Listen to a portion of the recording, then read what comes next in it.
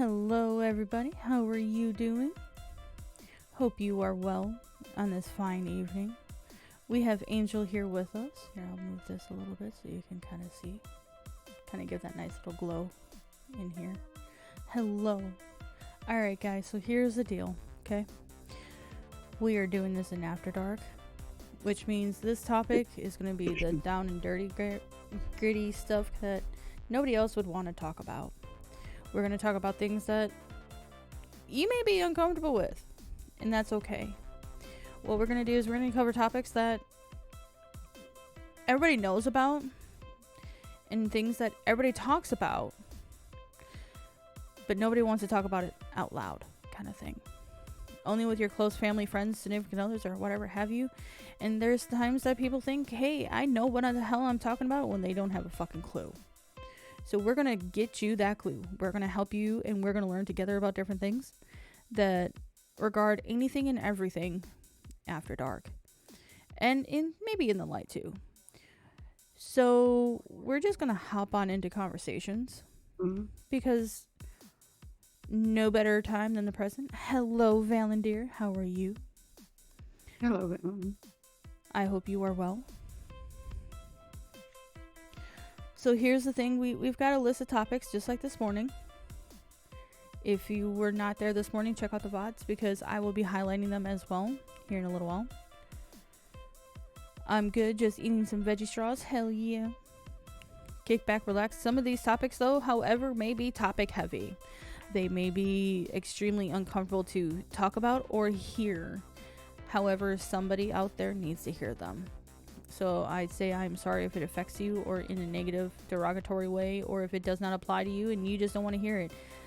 I'm going to say if you don't want to hear the topics that are discussing here on this podcast, there is the out. Leave the stream. This is not the place for you. There's a reason why we have the mature content and viewer discretion is advised all over this place. Okay? Because, guys, we're going to talk about things that are going to be uncomfortable. We're going to be raw. We're going to be truthful. And we are going to learn some things just like you guys are learning things because every day you learn something new. And you're going to hear about stories like from us personally, our own personal lives. So, for example, we're going to, if I give you examples and stuff, I'm going to use my personal life, things that I've gone through already or currently going through with my wife right here beside me, the beautiful Angel.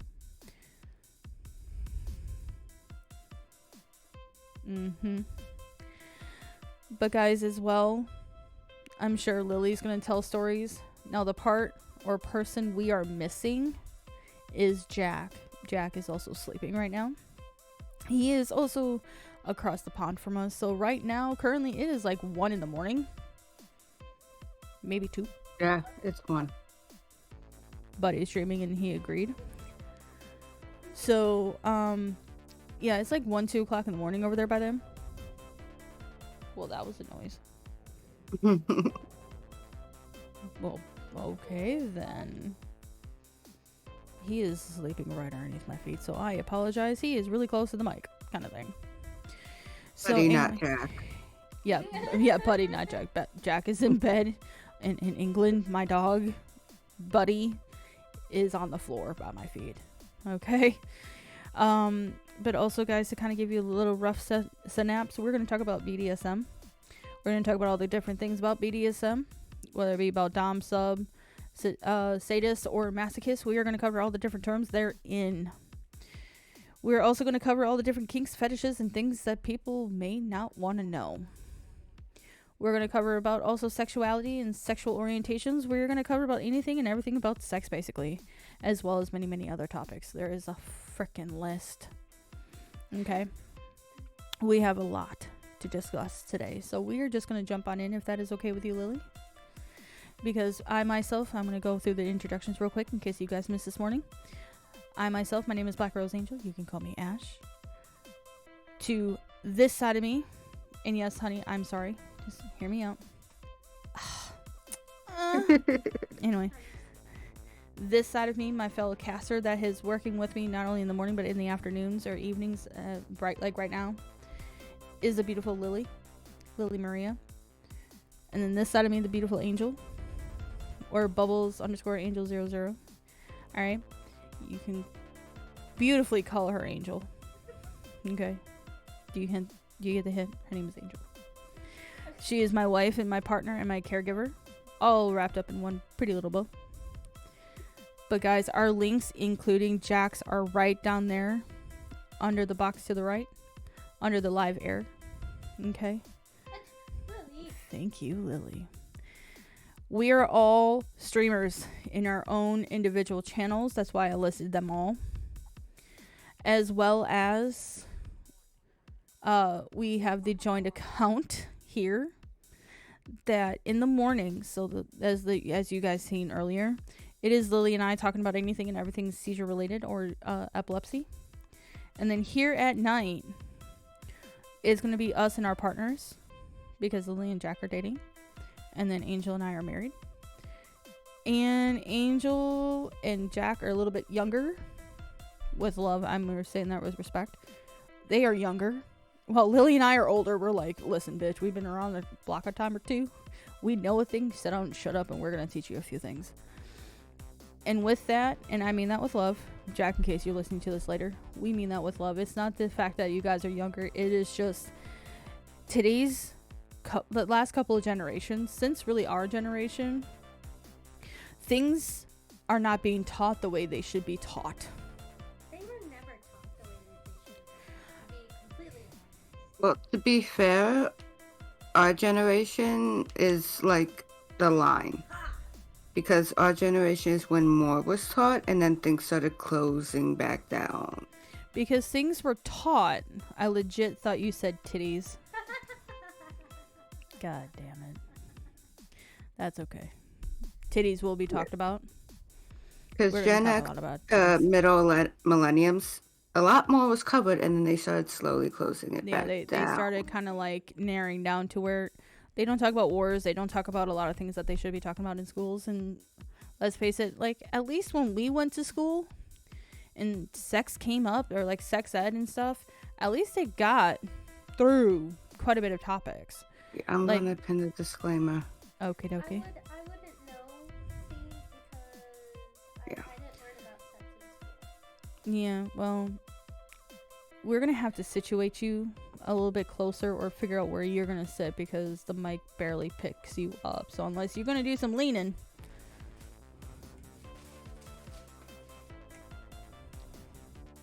Hold on, she's going to readjust herself, which then I will adjust the camera accordingly.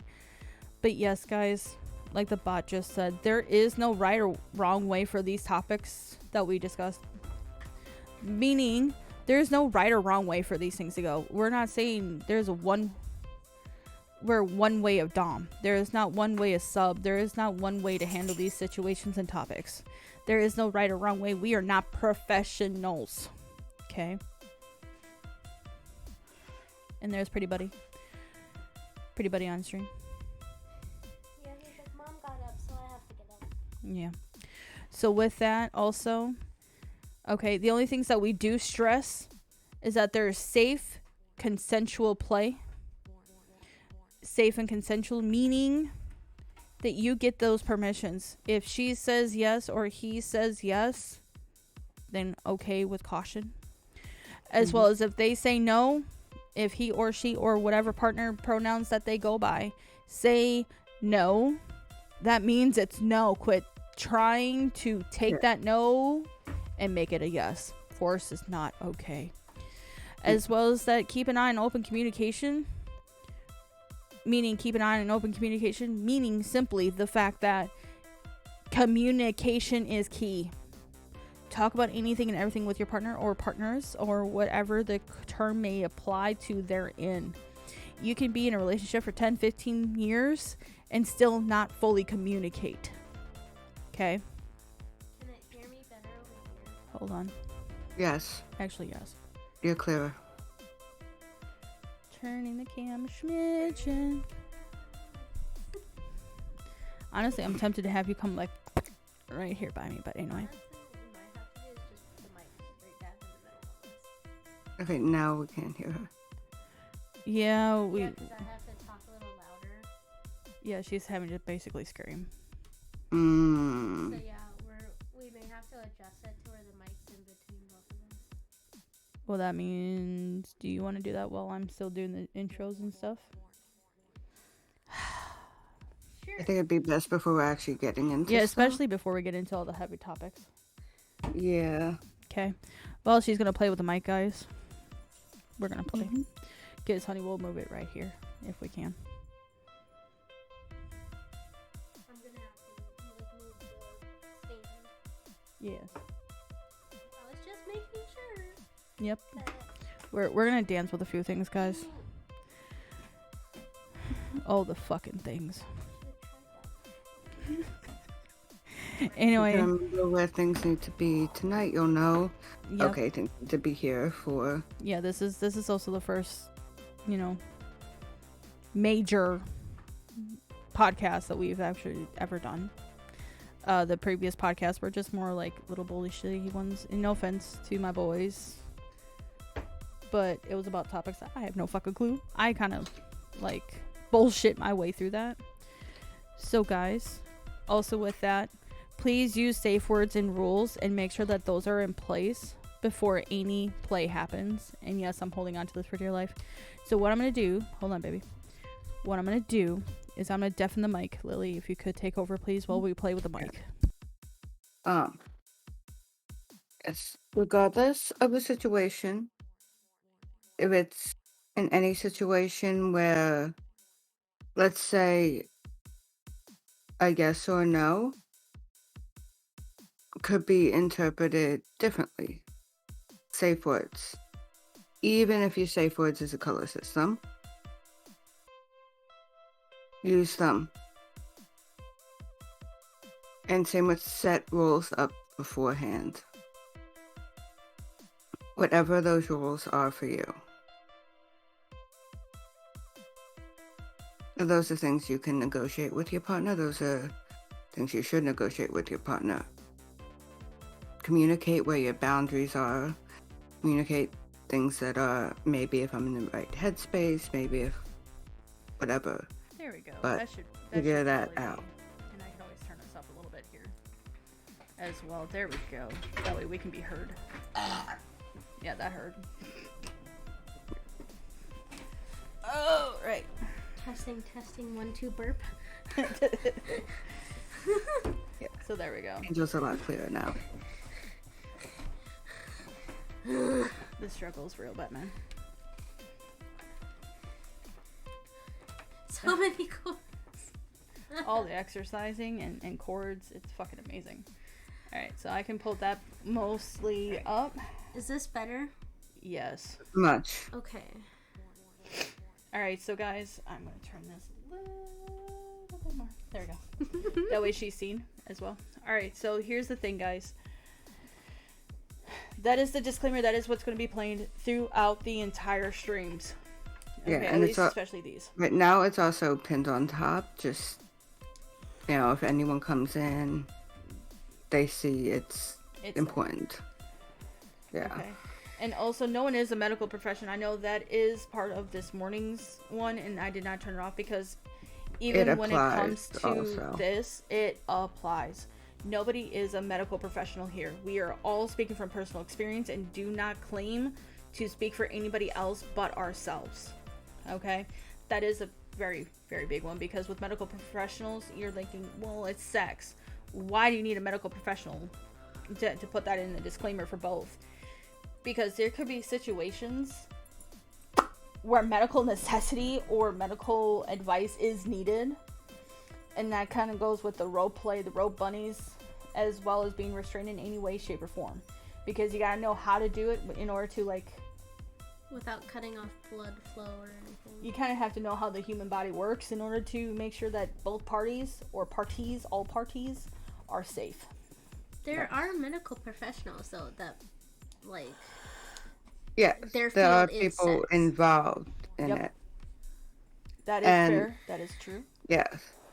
But it's just saying no one here is a medical professional. We're only speaking from what we know from experience or Yep. what have you. So, we have a variety of things to talk about, chat. We did the intros. Everybody has been announced. This is who we are. This is what we're going to do. So guys, we're gonna head right on in. Let's cover the like point blank obvious conversation. What is BDSM? Well, that depends on who you talk to. I have found out that there are several, what would be the connotations or like different words associated with BDSM, from like bondage, dom, sub, master, to what was it? Bondage, discipline, sadist, masochist. Like, you can fill in whatever term that starts with that letter, There but are it's all several roughly about the terms. same thing. Yeah, there are several terms, but it all falls under the same umbrella. Because that's what BDSM is, actually, speaking of umbrella. And yes, I did pull up a website because I wanted to list it, what the real term is. What the real term, what originally meant was simply bondage, dom, sadist, masochist. At least that's what I was taught as well. That's what I heard first. Some people do add in discipline, because that is part of a lot of play. Okay, but BDSM is an umbrella term that refers to a spectrum of sexual behaviors and preferences that can be divvied up into groups of bondage, discipline, dominance and submissive, sadist, and masochism.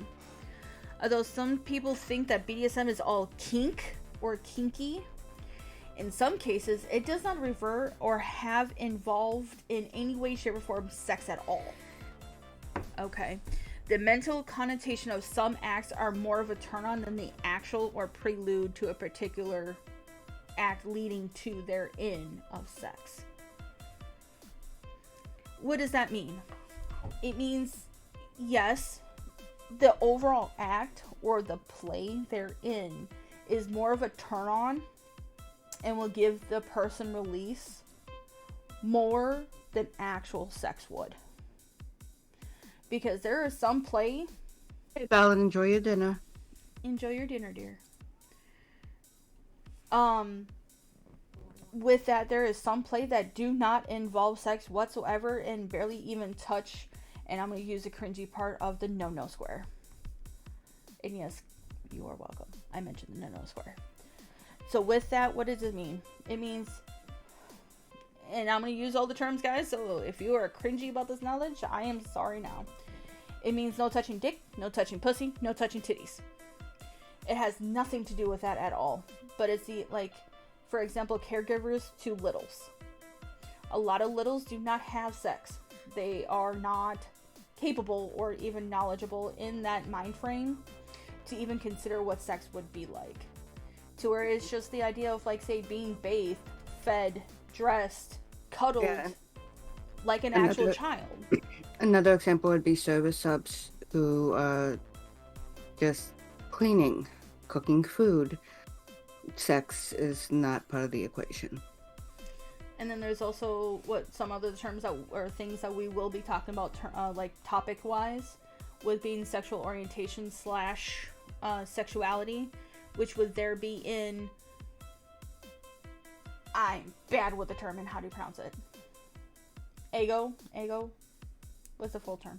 Aosexual? My pronunciation's not exact. Yeah, my pronunciation is. What is the word? Agiosexual? Sexual, I believe. Where it's the idea is there, fantasies are there, but the act they're in is not. It freaks them out, and that's about as best as I can put it. I am sorry if I butchered that. I'm going to post the word in chat. Okay. Now, many specific practices or things by those, and I would say by lovers, partners, fill in term, who indulge in BDSM are performed in neutral, and I say neutral, mutual consenting relationships. Okay, it's agosexual, but yeah, I posted the word in chat. It's egosexual? Agio, A-E-G-O, sexual. Oh. I thought Lily said it was egosexual, and I was like, I was right. No. So with this, with all the different practices performed by, and I'm gonna call them by not lovers or, I call them partners. Okay. Yeah, partners. Partners Probably to the me is a little broadest bit term. eater. Easier. There we go. Shut up, Angel. You But- said it. Yeah, you're right. Okay. But those who No worries, Shay. What? I'm here. Sorry, I had to make an emergency run to the store for pull-ups. Whoop. Whoop whoop. Let me be back. He needs to go. All right. Okay. Every time. It normally fits in. That's what she said. So with that, okay. Between partners, even married partners who are in the BDSM like lifestyle, and I'm sorry about the thundering footsteps that you will hear from Buddy. Okay. There are rules, talks, communication all across the board. Like if Angel and I wanted to try a new scene or a new play, we would first research it, talk about our different roles within therein, and then the rules therein. Which brings in why there has to be safe words and rules before any play happens. Even if it's the same terms or same safe word or words in play throughout all the different ones, as long as each party or partners know what their words are, and that they set some basic rules or guidelines of as soon as that is like that term is said, or if you have like a color scheme between like green to red, once those terms are said, the party hearing the word immediately stops if it's red, or this is not okay, this is my limit, or will start kind of backing off depending on the color or term they're in, because there's usually like green, yellow, red, like the stop sign saying green is go, yellow is okay, this is starting to get a little uncomfortable for me, but I'm still okay, to red being I'm done, this is a hard limit, I can't no more. So as long as those terms are in place and rules or like guidelines are in place, all I can say with the different BDSM, because there is so much to cover with BDSM, it is not even funny. Now, consent is huge. It is of, there is no more important thing single-handedly in any and all BDSM dynamic play or whatever term you want to fit in there. Okay? For any sexual contact. Because, Or non-sexual, but yeah. Because there's varying degrees of pain, physical restraint, servitude, or there's other plays like master slave is a little bit different, but I'm referencing them because if there is a reason, because usually slaves do not have a safe word, or they do have their rules, but they don't have a safe word to get out of that dynamic or in that role.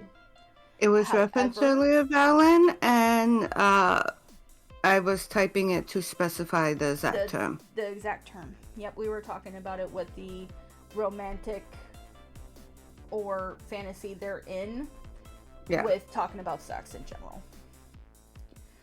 But Yeah, with go ahead. Sorry. I was just saying exactly what you said. Yeah, I'm you're sorry. good. So it is more of when it comes to. Okay, thank you. You are welcome. So when it comes to the wide ranges of fetishes and kinks and everything, there is always consent. Consent is, even if like Angel and I, we are married. Even though we are trying something new, I always ask for consent. or she asks for consent towards me, depending on what the role is and what the dynamic is or play they're in. So consent is single-handedly the most important thing that any BDSM, kinkster, or fetish enthusiast, I guess, will straight up tell you. Is single-handedly consent is number one thing. Now, let's break down the BDSM, shall we? For bondage, what does bondage mean? It can be any kind of restraint, whether that's ropes, handcuffs, tape. Pretty much anything and everything you can get your hands on. Yeah, basically. But I will say, do not use anything and everything. Let's be safe about it, which is why the medical professionals do come in. Like, don't use freaking duct tape if you don't know what the fuck it's gonna do to you or your partner. Don't use just any cord, rope, or anything they're in. Use the stuff that is safe for sex or dynamic play or BDSM. Like, there is specific bondage tape that will stick to itself and not skin. Because that way, in case it needs to be broken because of the immediate stop and it's, you know, everything needs to be stopped, you can rip it off. Okay? There are certain ropes, ties, restraints, and stuff like that that are available. So don't just use anything and everything you have lying around the house because it is not safe. As well as like allergies or can cause marks. Yeah, lesions. and the glues on some tape can break out the skin, cause welts, cause burns. And knowing your partner, like for me, if I put duct tape on my skin and let it sit there for at least 5 minutes, if not 10, and then go to rip it off, it will rip off skin. It will straight up rip off my skin. Now, I'm not talking about going down all the way to the like muscle or bare bone, but it takes off some several layers to where then I have to tend to that. Which is why I'm saying what I am of, hey guys, there's stuff out there made for this. Use it. Okay, and then we have dominant. We're not going to go with this one. We're going to go with the technical terms of dominant. Now, dominant is kind of a gray area. A lot of people refer to dominant as the one in control. That is accurate. But just because you're in control does not mean you are the only one in control. That it's your way or that's it. It's just your way. Yeah. There is no my way option. Now, with the dominance... I got this communicated. Okay. Basically, it is very important to play both roles, or at least I would say it's important to play both roles for you to understand what it means to be dom and what it means to be submissive. And then pick the one that fits you a little bit more. Which also, great point is, I myself usually is the dom or the one in control of the situation. Angel is usually the sub. However, there are times where that is flipped, where I'm the sub and she's the dom. It just depends on, I'm a sub. That's a-okay. And I want to tell you this right now. I have met several people that out in public, like every day-to-day time, one is dom, one is sub. Like, one will make the decisions a bit more, and the other one just goes, okay, that sounds great, and kind of goes along with it. As soon as you get into the bedroom, as soon as, I call it sexy time, but as soon as the bedroom time happens, the lights go off, that is flipped immediately. The sub becomes the dom becomes the sub, and roles are completely reversed. And that's okay too. There is no right way, there is no wrong way for all of this. It's whatever fits you in your personality. Like, there is no right way or wrong way to be a dom.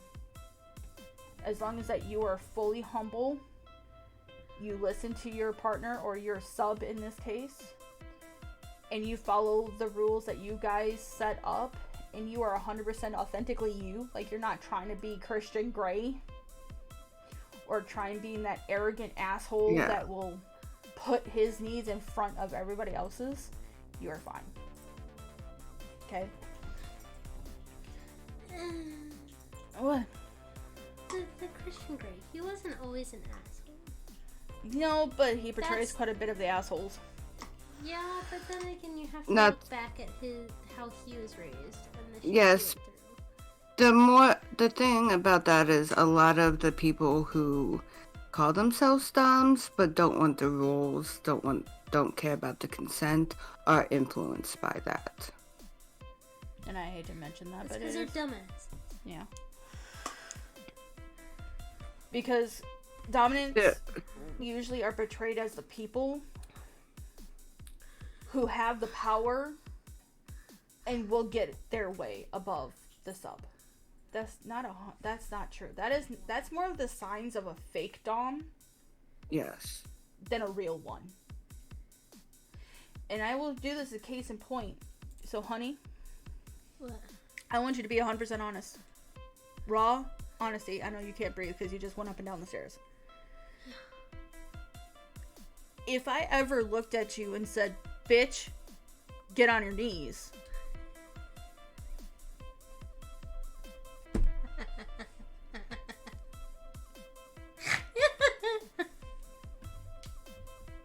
You see how that works? I love you.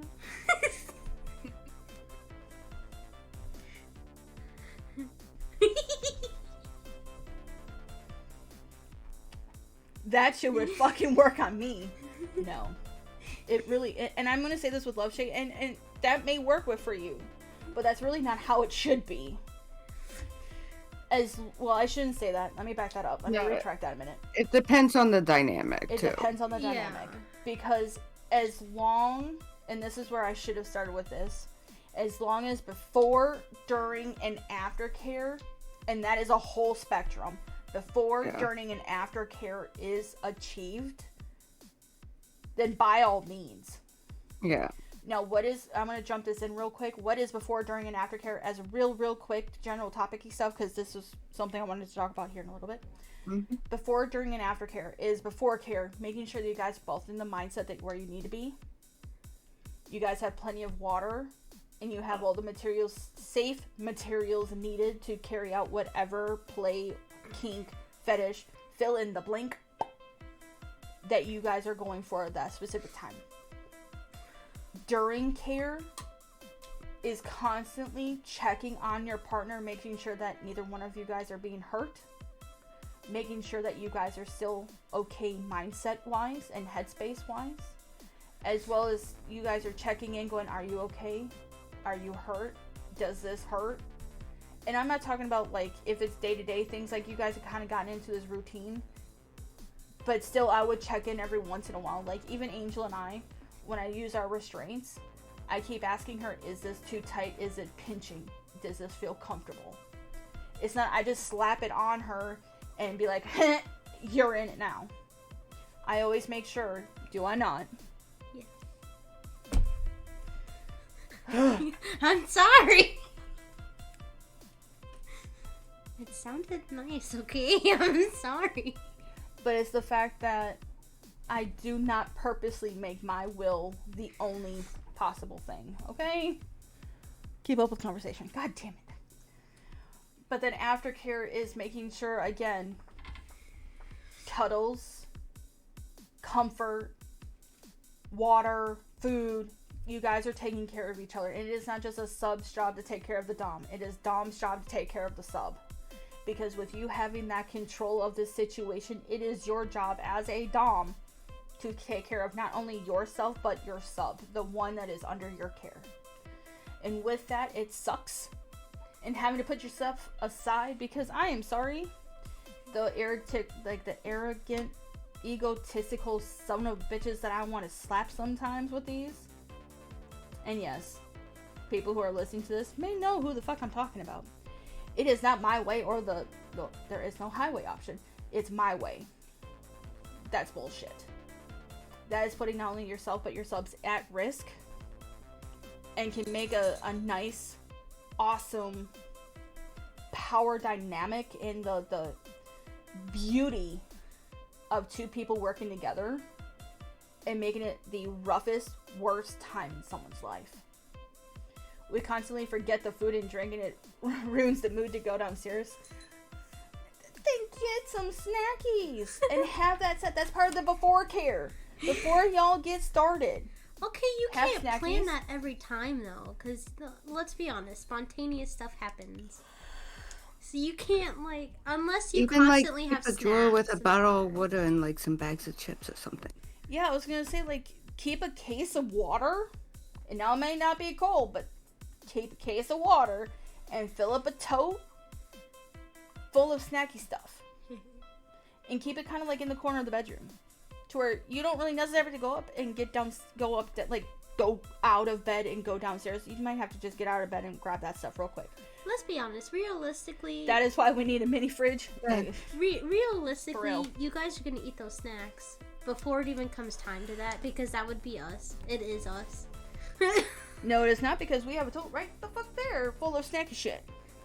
I know. I'm saying, And we with- have I'm snackies. saying with Yeah, your okay, idea, guys, we have though. snacks everywhere all over the fucking house, okay? Because I'm a lazy bitch.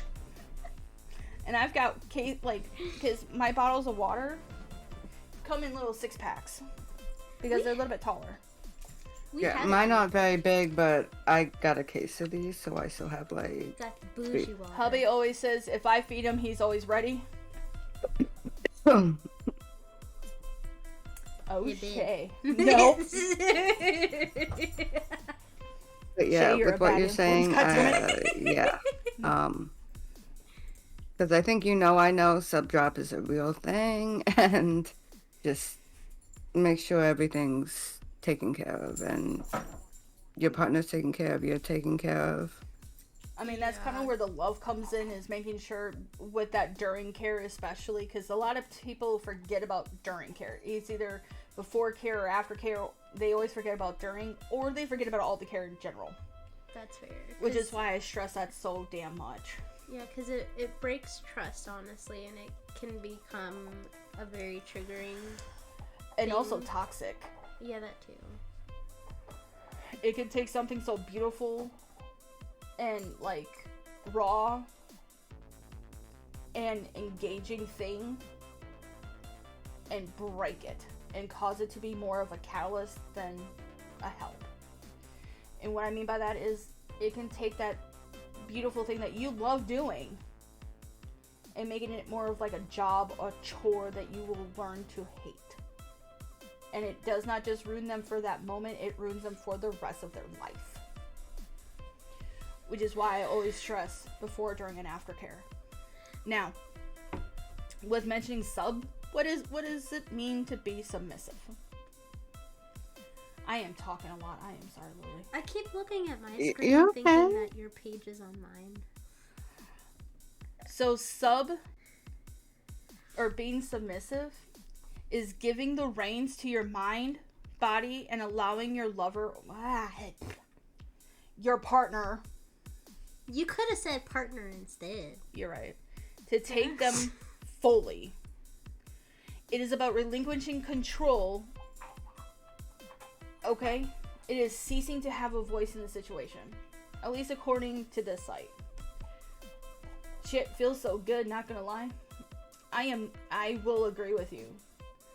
For being the fact that I am usually the dom in this situation, 9 times out of 10, it is really nice to be I'm not deciding shit. I'm at her mercy. I was gonna say, in my opinion, I really think it is harder to be a sub than it is to be a dom. I agree. Yeah, I can give that to you. Yeah, I'd agree because, most of the time I've been switched or actually more dominant towards men, and that's a trust thing. And for me, it takes that extra amount of trust to be submissive. Yeah, it's hard to get out of my head and give control over it. Exactly. Which is why I gave it to Angel, because she right. It's easier to Yeah. essentially assume control and be in control of the situation than it is to give up that control. It is way harder to give up that control than you ever fucking thought possible. And the reason why I say that, Chad, is again, I'm usually the dominant one or the one in control of the situations. I am not gonna lie, that first couple of times that she domed me or tried to dom me, okay, the first couple of times you botched it.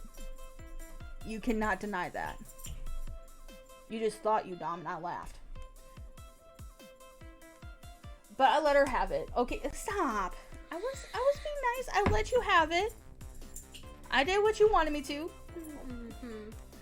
But when she truly took that dominant role, like truly took it, she took over those reins and said, you are going to do what I want you to do. And you are going to sit there and listen. It was way fucking harder. Because I was like, you know what? I'm tired of playing sub, essentially. I'm going to be truly a sub. I'm going to let her have it. It was way harder to take and release all of that power, all that control, and give it to her. But that's a lot of the trust and vulnerability that is showing not only a little vulnerability, that is showing 100% vulnerability with your partner. And it is way harder to say, you're mine tonight, versus it is going, no, they have control. There are very few doms that understand that role. I think we naturally want to say no, which leads to brats. Babe, let's talk about brats, shall we? I am not one.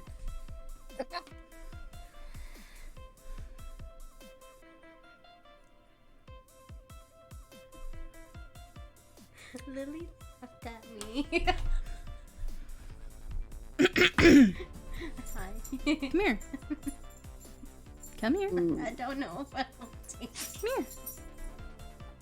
Come on. A little closer.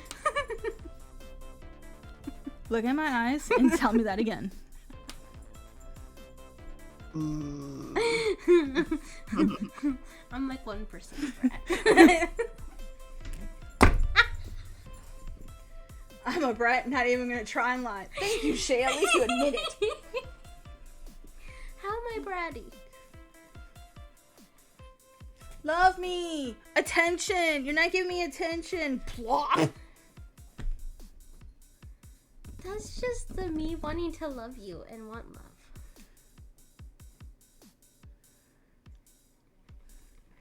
Do I need to continue? We're going to continue. Sorry, Chad. We're going to derail this for a second and go, let's see here. Have lists of rules. 2-3 pages. Lists of rules. And breaks every single one going down in a line. Knowing it's pissing me off. Knowing that you're not going to get away with it. And just get that reaction out of me. Like when I ask you very nicely, can you please give me a cup of coffee because I'm in the middle of something. And you just leave the cup sitting over there. I don't do that on purpose. That's more of an accident. No, the times that you do it on purpose where you fill it and make it, it's just sitting over there making my ass to get up and go get it. Like, you made my coffee. You just... because I didn't specifically ask you, can you make my coffee and bring it back to me? Not my fault you left loopholes. Knowing Maybe. it's going to piss me off. Knowing it's going to make me have that reaction where I want to whoop her ass. Hey, honey. Hey, honey. No. Babe, What? make me. Fucking assholes. Sorry, Chad. I thought I knew that was coming. I did too. That's why I was like...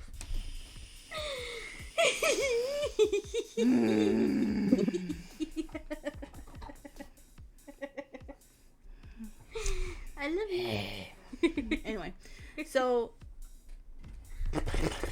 we're gonna get back on track. So what is a sadist? We're gonna get back on track before I kill this woman. And I don't mean that in a bad way, Chad. Before I kill her with love and kindness, but I'm just gonna... What is a sadist? Sadists love giving pain. I am one of those. I will admit that shit. I love putting her through pain. And I'm not talking about making her bleed and making her cry out in excruciating pain. It's the idea of spanking her when she's being a fucking brat. I don't know what you're talking about. Mm-hmm. It's about when she does wrong, I whoop her ass. Which helps me feel a little bit better because I just put her through pain because I don't spank her like a little No, I leave handprints. Listen, my ass cheeks are clenching enough. You ain't gotta keep going. But that's why it falls into masochist. It kind of goes hand in hand. It's a give or take, just like dom and sub. So masochists love receiving that pain. Why are you looking away from the camera, babe? I'm not. Not gonna lie, There's some I blushing. have a level of masochism myself, so. So I'm not gonna call you out on yours, but I can tell by the candles. Oh, I know. But that I have is not tried yet. that. Fuck. That instant regret. But no, here's the thing, chat, is these terms also have subcategories, which is why each topic that we're going to cover, so like bondage, is its own topic for a whole nother day that we're just going to dive into nothing but bondage. For dominance, submissives, each one, or maybe even together as combined, because you can't really talk about dom without talking about subs and vice versa. Those are going to be multiple streams. Each one is going to probably be multiple. Same thing with sadists and masochists. Again, there are many forms therein, and there's a lot of kinks, fetishes that we will discuss later on in other topics that dive into these more in depth and explain things differently, because they all fit into those categories some way, shape, or form. So those are like the main like trees, and then all the branches therein. Which leads me to, again, there is no right or wrong way. It just, you take the knowledge given and apply it and fit it to you. There is not one size fits all thing that fits into these. Like, I'm a dom, and Shay, I'm gonna use your husband for a second, being that you are the sub in this. Your husband and I are two different kinds of dom. I can almost guarantee it. Because there is no such thing as two doms that are a lot alike. Or that are identical. I was gonna say, They can seem a lot alike, but there are worlds of differences. yeah, you switched that Yeah. on yourself, honey. Yeah, they wouldn't be identical. Well, no, I'm saying that they can be a lot alike, but when But you not scratch down and get down to the nitty gritties, they're not even close. I said what I meant, but in the sense, we were literally just talking about it as I'm sitting here. Yeah. See, with dom, for me, I'm more of a, what's considered a gentle dom, or a daddy dom. I prefer the term daddy dom, because I'll give her chances to correct her actions. I will lead and guide her, and I'm going to use this in a weird way, but like a parent would their child. Like when you guys are raising little streamer man, when you guys are going, hey, that's not okay, and you try guiding him to, that's him. Well, see, that's what I'm saying. We're a lot alike, but when you get under the surface and going, yeah, there's a lot of similarities, but there's going to be way differences. Like, for example, me specifically, I give her 3 strikes, and that's usually the general term. Then there's times where I give her multiple chances to correct her actions. Then there's times of, there is no such thing as 3 strikes. There's none. You have 1 chance. Follow your rules, or that's it. It just depends on how she's acting that day for that flux. Then there's times where I will whoop her ass just because I want to. That's every day. But we're not talking about the dynamic though. That's just husband and wife. Oh. Got it. So there is the similarities, but that doesn't mean we are identical. That we are that a lot alike. Everybody is their own dom because personality-wise, just as a human being, your husband and I are different. He is he, I am me. Oh.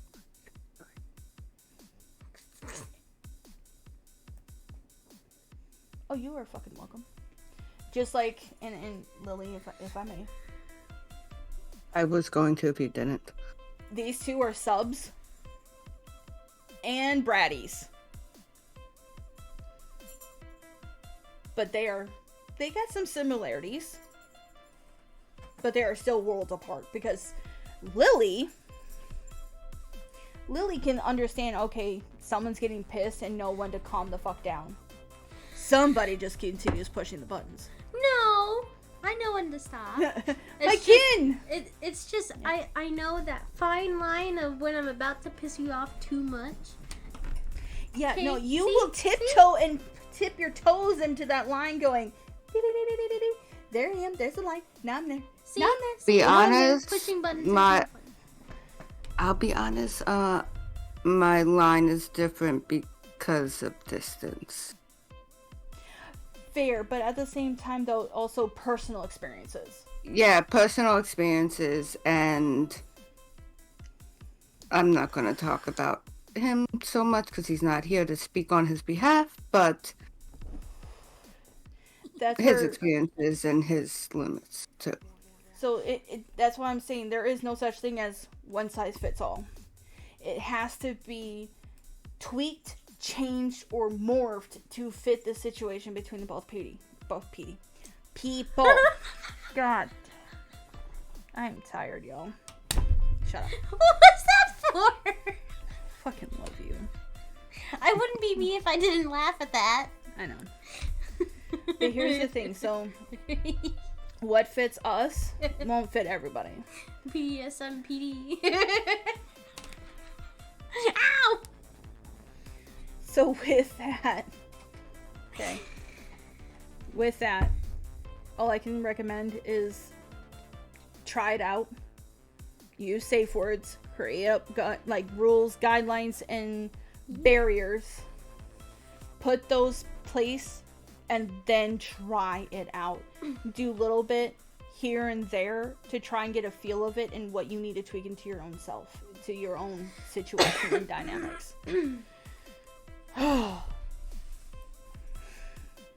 Lily, I'm gonna kill this child over here. Why? Child! What did I do? I don't know, I love you. But I didn't do anything. I'm glad I can still frustrate you.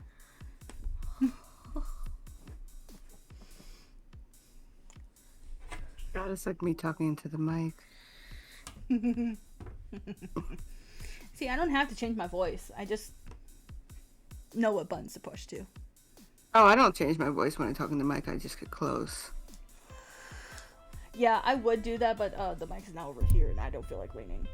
Yeah. Considering you've been making out with it for the past, I was also using it. days. I do tend to put my face like right here because I Yeah, tend to lean my head down because it's like You I'm don't just need gonna to use it do as a that. headrest. Don't use it as a headrest. You're gonna break it. I know, but it's so comfy. Oh, he's asleep. Everyone else finds my voice grating, so I'm not gonna do it. Is there anything you want to add to the BDSM terms or anything that we have covered so far, Lily? I don't believe so, because anything else I could think of would be better when we go in depth. Go more in depth stuff. Okay. Yeah. So next week we're going to talk about. Oh, sorry. I was gonna say, and we have a lot of things to go over. We do. Okay. We have a lot to talk about, chat. That's what she said. That's what they said. Get it right.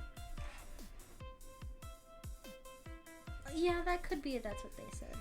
What are kinks and fetishes? What are the differences? What are the definitions? And what makes them its own thing? Because kinks are not fetishes. Fetishes are not kinks. They are usually two very, very, very, very separate things. Now, they kind of have those little times where they can cross.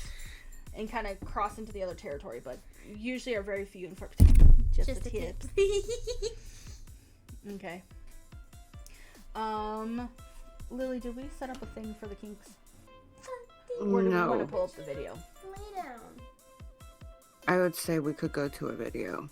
Alright, chat. So let's see if I can set this up correctly. Because that would be fucking amazing, wouldn't it? Let's get nasty. I thought I need that to said slow Nikki down for a those second. timers, but wrong website to get Nike.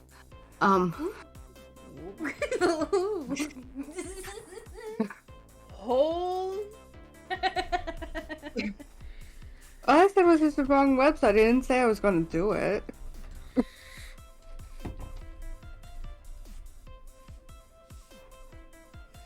Nah, I'm not. Hold up. I can't let this go. Where are you going? Say I was going to. I just said it was the wrong website to do it. That would be more of a OF or PH. Yeah. Uh-huh. Alright, One check to- before we pull this Don't up. you just love fucking ads? I hate fucking ads. Now let's see if I can do this, chat. Do you 'cause hate ads about fucking? that depends on what's going on. If it's the Okay, that's like fair. actually realistic ones, like the ones that are like real people can do, versus the like it's obviously faked and staged and like. Yeah. No, then don't give me that fake bullshit. Yeah, the kind where if you touch their shoulder, they have an orgasm. It's like, How the hell does the that fuck? even work? That's what I'm saying. Like that fake like. yeah, supposed Or like lesbians. when they 4-inch just stick it in nails, there it's like- orgasming and coming everywhere. God damn, like it ain't that easy. Fuck. Piss me off. Yeah. Realistically, that would probably work with a guy. Not so much I'm women, guessing though. a window capture would do. Yeah, window capture should do it. Your shoulders are capture your not window. super sensitive. Imagination. So guys, we are going to do a thing. Oh shit, that was huge. Hold on. That's, That's what what they he said. said. Yeah.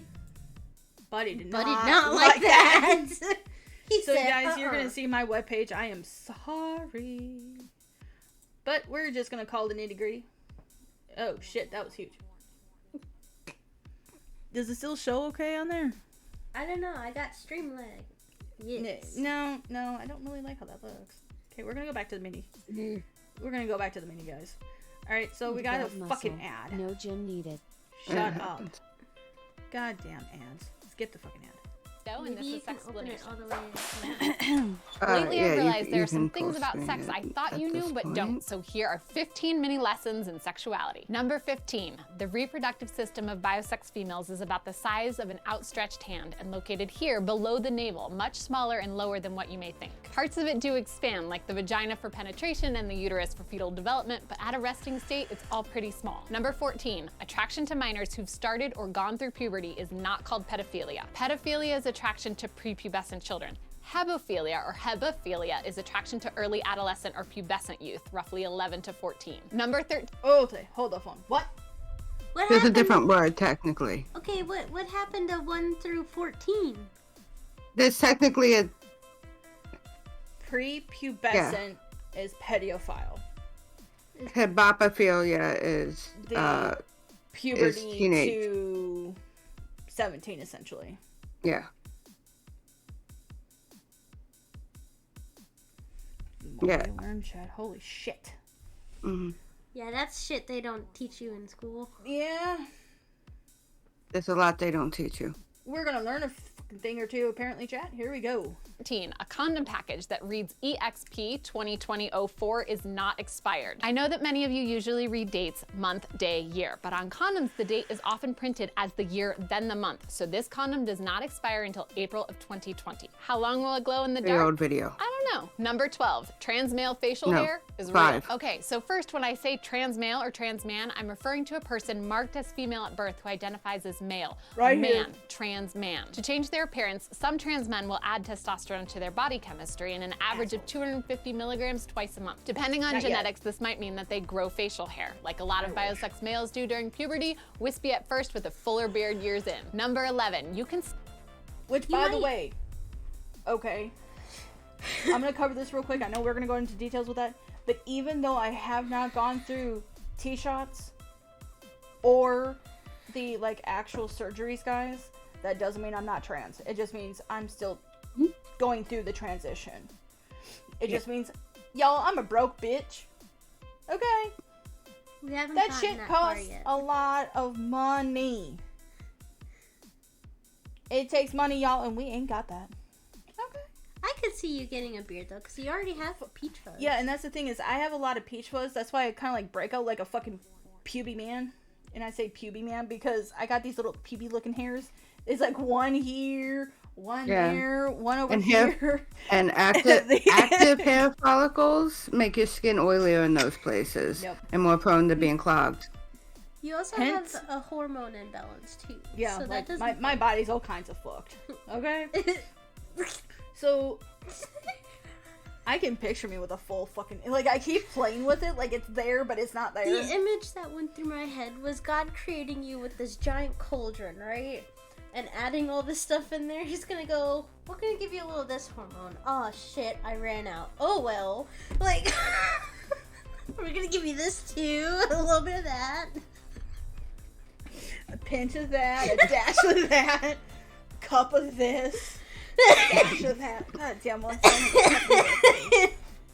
Hey, I still get HPV if you use a condom. HPV, or the human papillomavirus, and herpes are both passed from skin to skin contact, so your whole pubic region is susceptible, not just what the condom protects. Number 10, the good Fuck, I was stroking my imaginary beard too. Yes, we got this. thing about HPV is that in most cases, the body manages it with time. In 90% of cases, the immune system will clear HPV in 2 to 3 years. Number 9, some vibrators have multiple settings. Check this out. Vibrators like this one can be set to pulsate or buzz. This makes it so you can choose what feels best for your body or your partner's, and there's a greater range of sensations from one product. I'll add there are also vibes which you can customize and program. If you want a beep, beep, boop, bop, boop, they will comply. Number 8, testicles can be pushed into the body. My friend was baffled when she reached out to touch her partner's balls and couldn't find them. The sack was empty. Where did they go? How could they just be able to do that? During fetal development, testicles start off inside the body and descend into the scrotum with age, usually. What she learned is that it's possible for them to go right back up there into the inguinal canal, or to contract them without hands for lots of reasons. 1, to mess with your friend. 2, to protect them from getting hit. And 3, to warm up the sperm in them so you're less likely to get someone pregnant. Number 7, in addition to Hold up. Wait. What? Wait, what? Tucking. Yes. Yeah. Yes. Hold up, but I want to do that. Fuck, if only I'd known that with Steven. oh my god. I would have made him do that shit. I really would have. Would have been like, bitch, come here. I'm experimenting. I really would have done it. Okay. I gotta know this. If there's any men in chat, and I say men like born a man, I need insights to this because I thought, and I know this is where a lot of the terms and why we're learning this together. I thought if the eggs, like our egg sac, right? You know how where they go, they don't move, right? Where our Yeah. ovaries are, they don't move. They're just Just permanently there. thump, push them right back. Ooh. Uh, Flop flops. That's how you know she has done it. But I thought if they go back in, that is not okay. no, it can just happen if it's too cold. See, I thought tucking was you just shove the dick and balls up the ass crack. No, the balls and the dick goes. The more you learn, chat. Here we go. In addition to Mother's condoms. hurts. Okay. The condoms, there are all sorts of birth control methods for people with testicles. One is a pair of really tight underwear that holds the testicles up in the body so the sperm in them are too hot to function. There's also vasectomies, withdrawal, and new ones undergoing clinical trials like occlusion, shots, pills, and ultrasounds. Number 6, how fish reproduce. Fish reproduce in at least 8 different ways. 97% of fish species do so like us, internal fertilization via the equivalent of a fish penis. But there are other forms like ovuloparity where eggs are released and fertilized externally by waves of sperm. Number 5, on the subject of offspring, something else you may not know is that I have kids. Some of them are temporary placements like my 5-year-old foster son, others are permanent like my 2 teen daughters. None of them came out of my body. This is related to sexuality because their experiences, like their lack of good sex education in school, influence what and how I explain. Number 4, erections are unconscious. Erections are regulated by the parasympathetic part of the autonomic nervous system, which simply means you can't control when or if you do or don't get hard. You can think about things that will contribute to having them or touch erectile tissue to instigate a reflex, but ultimately it's up to your body, like digestion. You can eat or not eat, but deeper digestive processes are involuntary. Number 3, using the pronouns they, their, theirs is not just for gender expression. When my friend who identifies as bi talks about a partner, she uses the pronoun they, even though her partners don't identify as non-binary or third gender. Whether or not she knows it, doing so effectively removes the importance of their gender and models what it feels like to have a sexual orientation that doesn't discriminate. Number 2, sperm can live for up to 7 days in the female reproductive system. That's why period tracking apps like Clue are so valuable. They help keep track of menstruation and ovulation. So if the app says you're likely ovulating on the 14th, you now know that sperm put inside you anytime the week prior can result in pregnancy. Number 1, the vulva has more than 2 holes. 1, the vagina. 2, meatus to the urethra. 3 and 4, the openings to the periurethral duct, also called the periurethral gland, lesser vestibular glands, and Skene's gland. And 5 and 6, the opening to the greater vestibular gland or Bartholin's gland. Now I know you know, but let's stay curious.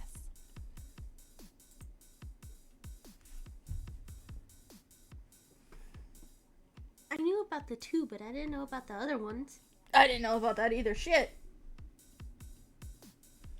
Alright, yes, and we had a whole ass vagina pussy shown on stream, which is why mature audiences only, viewer discretion is advised, and TOS, if you're gonna come at me, then come at me. So it's an educational drawing with strictly medical educational drawing.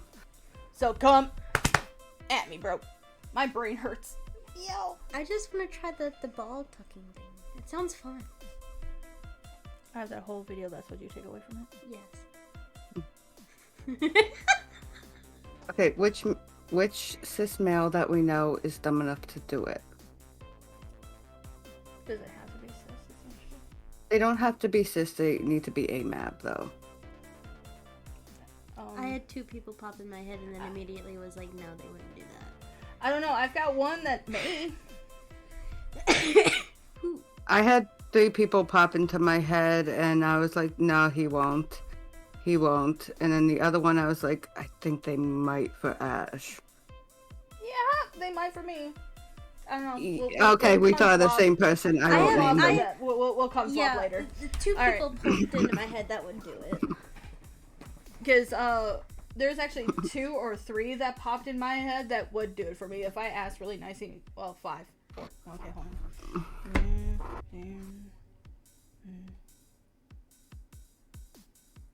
Yeah, I've got like 4 or 5 if I ask really nicely and ask a certain way. The more people you know. Because I'm awesome. See, another one just popped in my head that might do it for you. Yeah. I want to know. Wait, I missed it. What? Basically, knowing people like that I know is, and I'm gonna call it what it is. That born male. I was talking to hubby about boners. Yes. Is it bad that I can picture you on your phone with the headset on and be like, hubby, like slap the headset, like the headphone into their ear and be like, you need to listen to this. But here's the thing, okay? I basically, what you had missed, Shay, was coming up with a couple of people, which I kind of counted down up to like about 5 men, and I say men meaning born male, that will do the whole tucking thing to see if that is an actual thing and if it's possible. there is actually one that I could think of that will give us photographic or video proof. Yeah. That's probably the one I'm thinking of, the initial one I thought of for you. Just asking him questions about the video. And this is why we're doing this. Because there's things in there that I didn't know. I didn't know there was like 6 holes down there. There's a few things that I didn't know, but I also believe I probably watched that video when it came out. Which is okay. Because that was the first series I watched. One of the first series I watched as far as sex education. And I know you guys keep seeing me adjust. I feel like with my headphones, with having the bandana on, it's pushing my glasses into my head and it kind of hurts. In case you guys are This wondering. is how you know adults need to take sex education Yeah. classes too. Like refresher courses, and that's kind of what we're trying to do Yeah. here. So, that really didn't cover all the kinks and fetishes, which is okay. It's just 15 little things that we needed to know.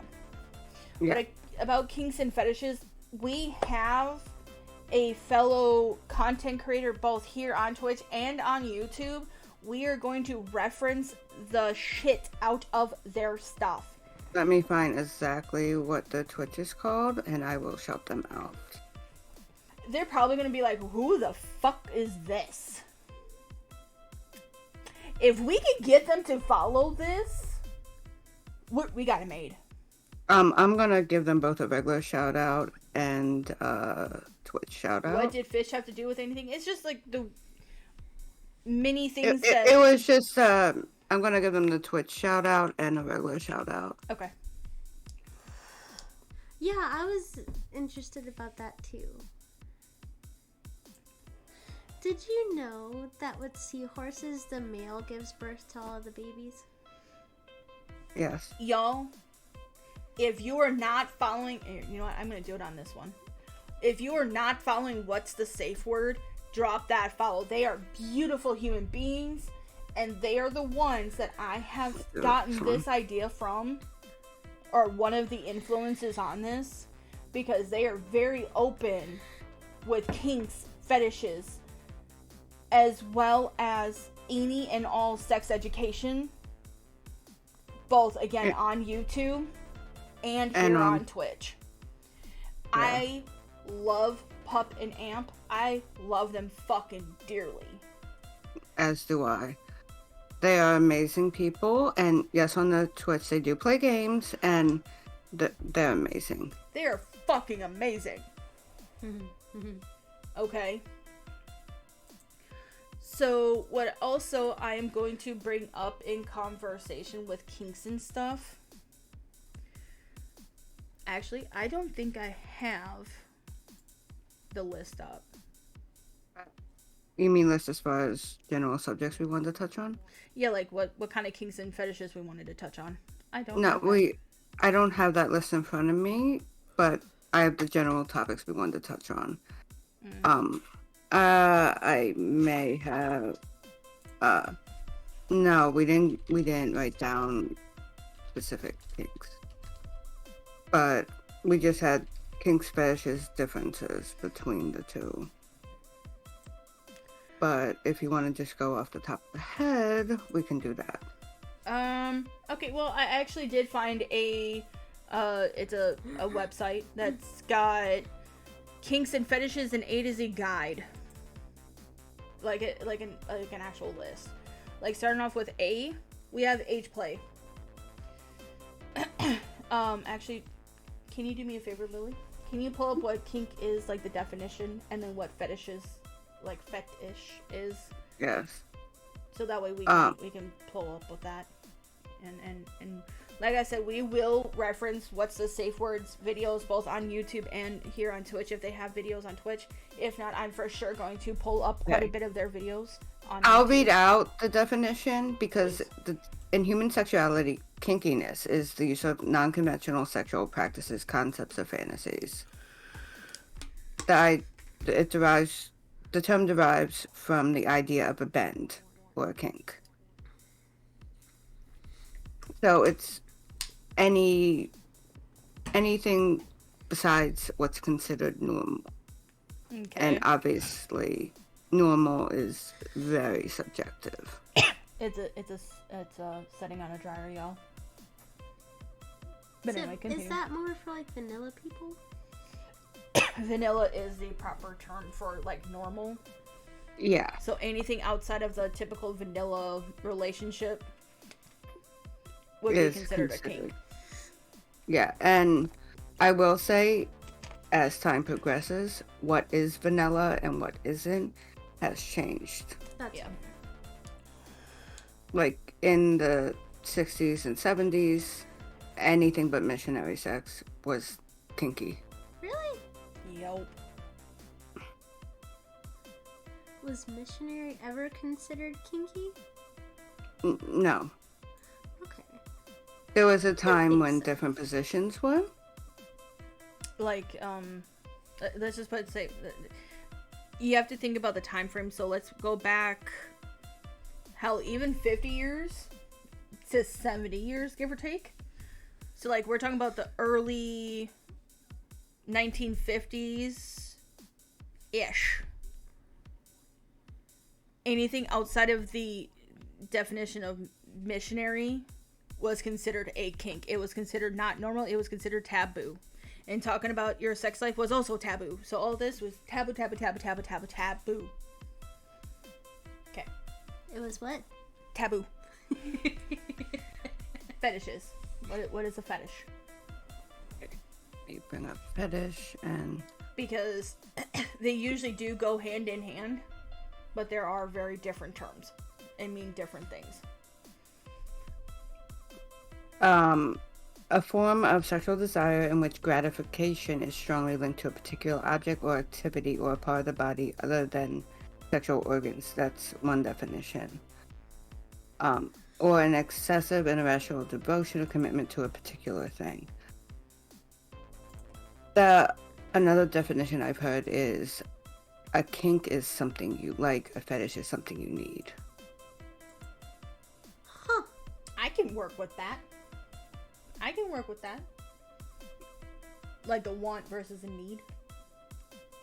I can roll with that. So according to this list, we're gonna kind of cover them because it is just kinks and fetishes. That's nice and simple. See? So A is for age play. What is age play? Age play is a form of role play in which one or both partners pretend to be and getting off on being an age other than their own. So with age play, right, you have your littles. People who act that they are younger, and it doesn't define as it has to be child or toddler-ish age. Like with me being 33, even if I acted like I was 20, that's considered age play. That's considered being a little. Yeah, I feel like we should add the qualification that it is not always sexual. It is usually not sexual. Yeah, age But- play is usually non-sexual, especially when if there's a little, they are like, That can be say, both child be a age. kink and a fetish. Yep. Yeah, that can be both. And especially if the person is of child age, often it is non-sexual, usually. May I? That's weird. Not as well. Like, for example, Angel is a little, which is one of the reasons why I do consider to be a daddy dom. When she is in her, what we call little space, is the proper term I do believe is, but when we are doing this and she's in her little space, there is 100% no sex or sexual things in nature involved. One, that is creepy on my account because that goes right into the like the pedophile-ish kind of things, and two, I do not feel comfortable taking advantage of her in that state, which is why headspace is so important. I always do, like, what we started implementing is a headspace check. Where's your head at? Where's your headspace at? Because if she goes, oh, it's kind of half and half between little space and not, then I know where to judge things. Like, I'll do more tickle versus touch, if that makes sense in the difference. If you need me to go into more details, I will. With permission, of course.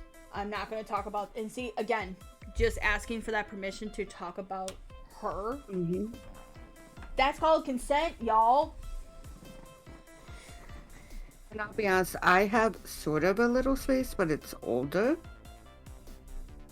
And we're still trying to figure out if it's a true little space or just a very submissive, quieter space. But if it's a little space, it's definitely teen to early 20s. I can't put an age on it And that's okay. because it's very much not childlike, but it's best way I can put it is it's different from normal for me.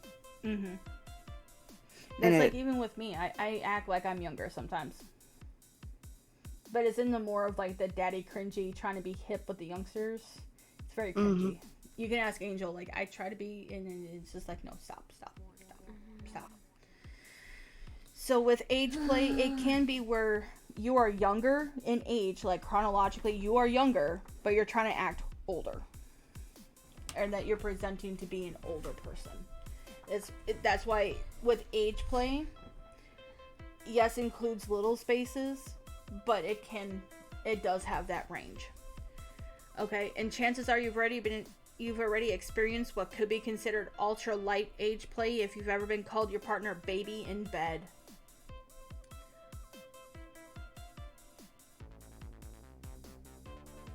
Let that sink in. Another common example is the daddy dom baby girl setup, or the DDBG, which is what Angel and I are in. Is the daddy dom, well, not necessarily baby girl. I usually call you my little one. It's the like shortened version is either what was it, DDBG or DDLG? I know it as DDLG. Like Shay just mentioned, she used to read a blog on Tumblr that was really informative about it. Yeah. Yeah, I know it as DDLG. So Daddy Dom As Little do Girl. I. But baby girl also applies, or even baby boy or BB, because not really talked about and expressed, but men can have that little Yeah. side, and that is okay too. Like, no discrimination here. Yeah, because there's Yeah. DDLB and then there's also MDLB and MDLG. So it'd be mommy dom little boy or mommy dom little girl. Yep. Those are just not as commonly talked about as DDLG. Why? I don't know, because that's part, I guess, the stigmatism, or not stigmatism, the stigma. Yeah. I always call it stigmatism because it's that narrowing Yeah. vision. Yeah. Double standards. Call it what it is, Yeah. double standards. A more extreme and less common example of age play is full-on role-playing, wherein one partner turned on by wearing a diaper and acting like a baby. That's ABDL. Yep. Mm-hmm. I don't call it a more extreme. I No, will agree it is less common.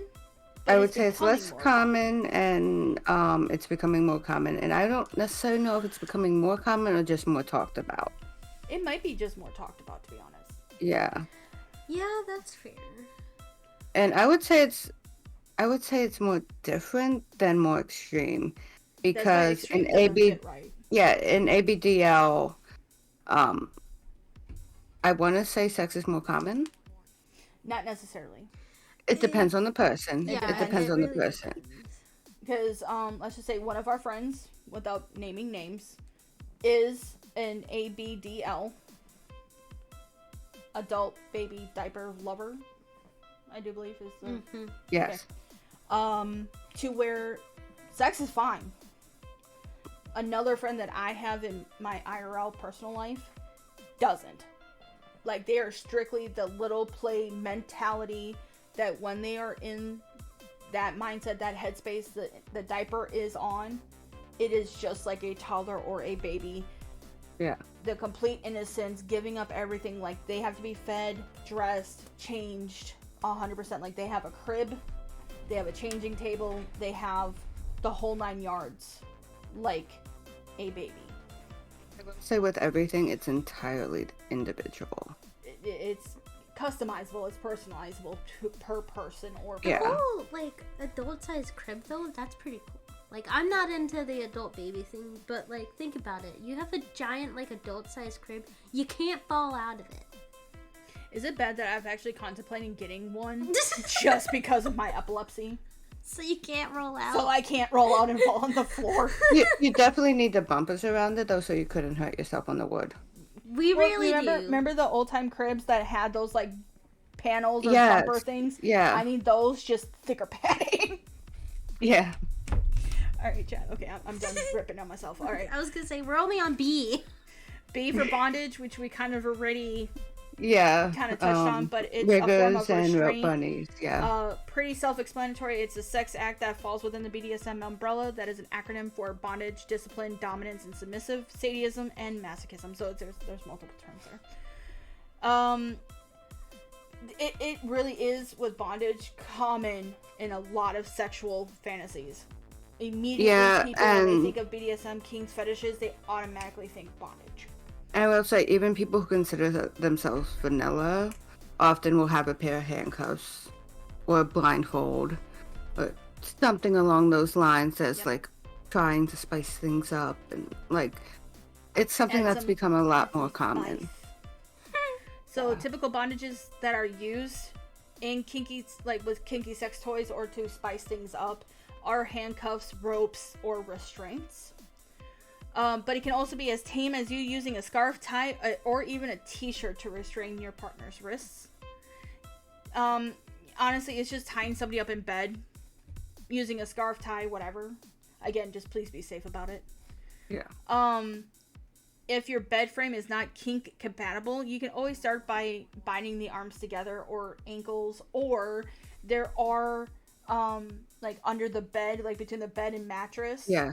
Like the box spring and mattress kind of restrains to where it's like under the bed, to where if your bed is not made for it, you can make it that way. Mm-hmm. And again, guys, we are covering things that are kind of heavy or might be uncomfortable to talk about, so tread lightly. Okay. Yes. C is for cock holding. Cuck. Cuck. That's a Cock, you. Not- cock cock. holding. No, cock Yeah. holding. No. That's a you, honey. It's That's a cock you, not a holding. Cuck. Okay. The fuck is cock? Yeah. Cock holding. Cock holding is just Holding a cock. Holding. yeah. Okay. That's why. Okay, my bad. So I can't read. English is too damn fucking hard. I quit. It really is, though. Traditionally, cuck holding, olding, cuck holding. Cuck olding. Jesus Christ, is when heterosexual couples agrees to both explore the turn on of the female sleeping with other men and humiliating her male partner about the fact that she's sleeping with somebody else. We'll say that's not always a humiliation thing. Sometimes it generally turns them on to see them With experience somebody else. pleasure with someone else. It kind of also is like for voyeurism. Yes, It kinda ties into voyeurism that. is also a factor, and I often feel that these definitions it views it in a very negative light. That's fair. Yeah. D is for dominance. Is one half of the BDSM, the DS part, dominance and submissive. It's all about consensual power exchange. With this particular kink, the dominant partner derives sexual pleasure from taking control. The submissive partner allows their dominant partner to, well, dominate them. And it literally says, a la 50 Shades of Grey. Fuck. Important note, though the books and movies did help make BDSM kinks more mainstream, they are not totally accurate. Thank you. At least Just- it says that. At least it fucking says that. It's accurate for Yeah. some stuff, but It not... is very, like, intro to and the Yeah. stigma around. It I'll helps. honestly say the fact that they have a contract is the best part of them. Yeah. Honestly, I would honestly say I agree. Because at the very least, they had that contract in place. Yeah, that lays out like And they did have the whole, like, Yeah. safe word and everything. Like, yeah. And then the Red Room. That's the only part of that whole fucking movie that I actually did enjoy was the Red Room.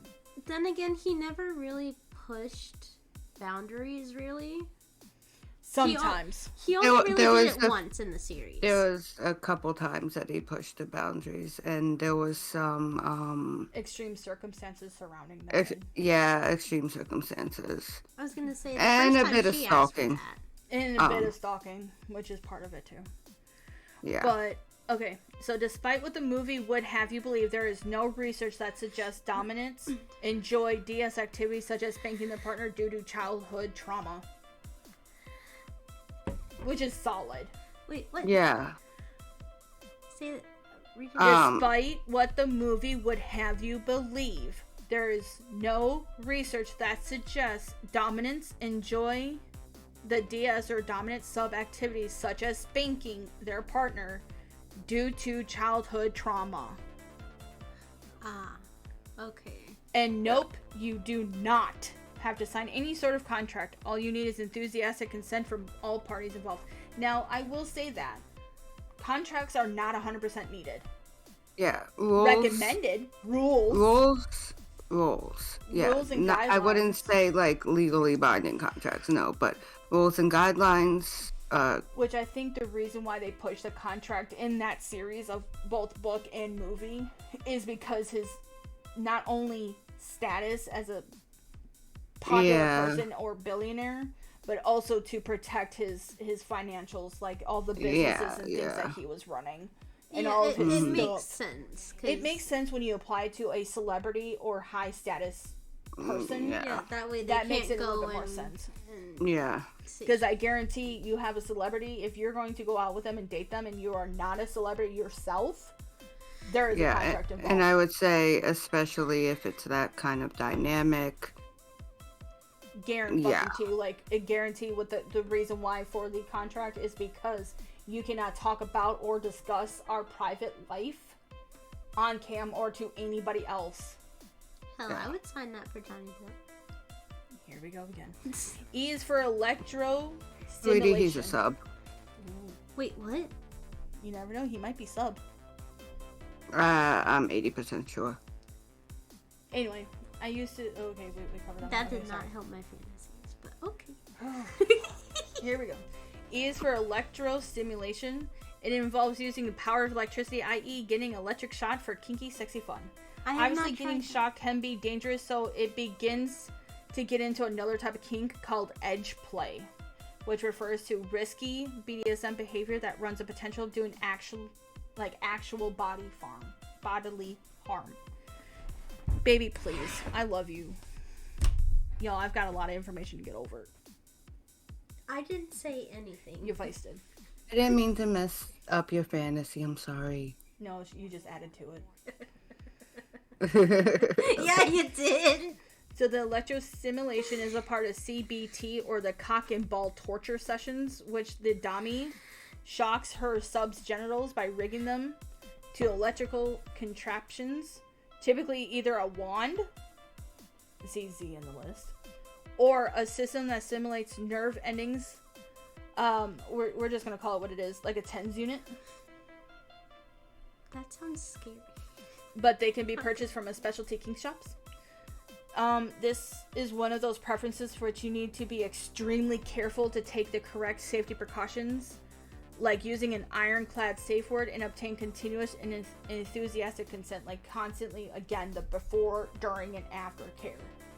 Always do that care with that, because it's always checking, making sure if they're okay after each time you zap. Are you okay? Was that too much? Do I need to lower? Do I need, where are we at? Like, I would gauge after each and every zap. At least Yeah, belongs me. because anything potentially dangerous, check, and double check. The next one might be cringy. Brace yourselves. F is for foot fetishism. No free foot pics. Oh, fuck, here we go. Foot fetishes are one of the most common fetishes out there, especially for heterosexual men. Someone with a foot fetish is literally turned on by feet, thinking about them, touching them, seeing them, and could potentially get off on anything feet related or foot related. They often want to engage in foot worship, which often treat their partner's foot like a holy object, kissing, caressing, and massaging it.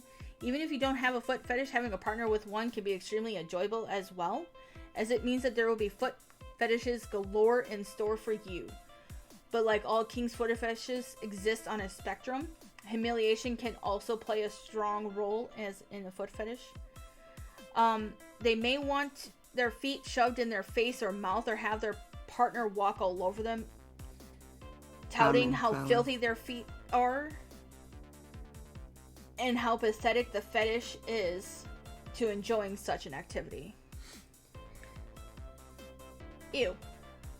I'm not saying ew in a bad way. This next part is ew. To me. This is to me. I'm not putting anybody down. It's just me, myself, and I. Yeah. On other foot fetish activities, including giving pedicures, I'm good with that. But this next part, smelling the foot or shoes that said feet reside in throughout the day. Y'all, do you know how much feet sweat? And like Ash said, it's no judgment coming from us. It's just we all have our own preferences. We all have our own preferences, and I Yeah. know my feet stink, y'all.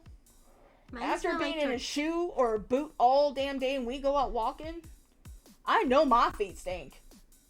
Ugh. I don't know how that can be enjoyable. It's not like, disgusting, like, how fucking dare you?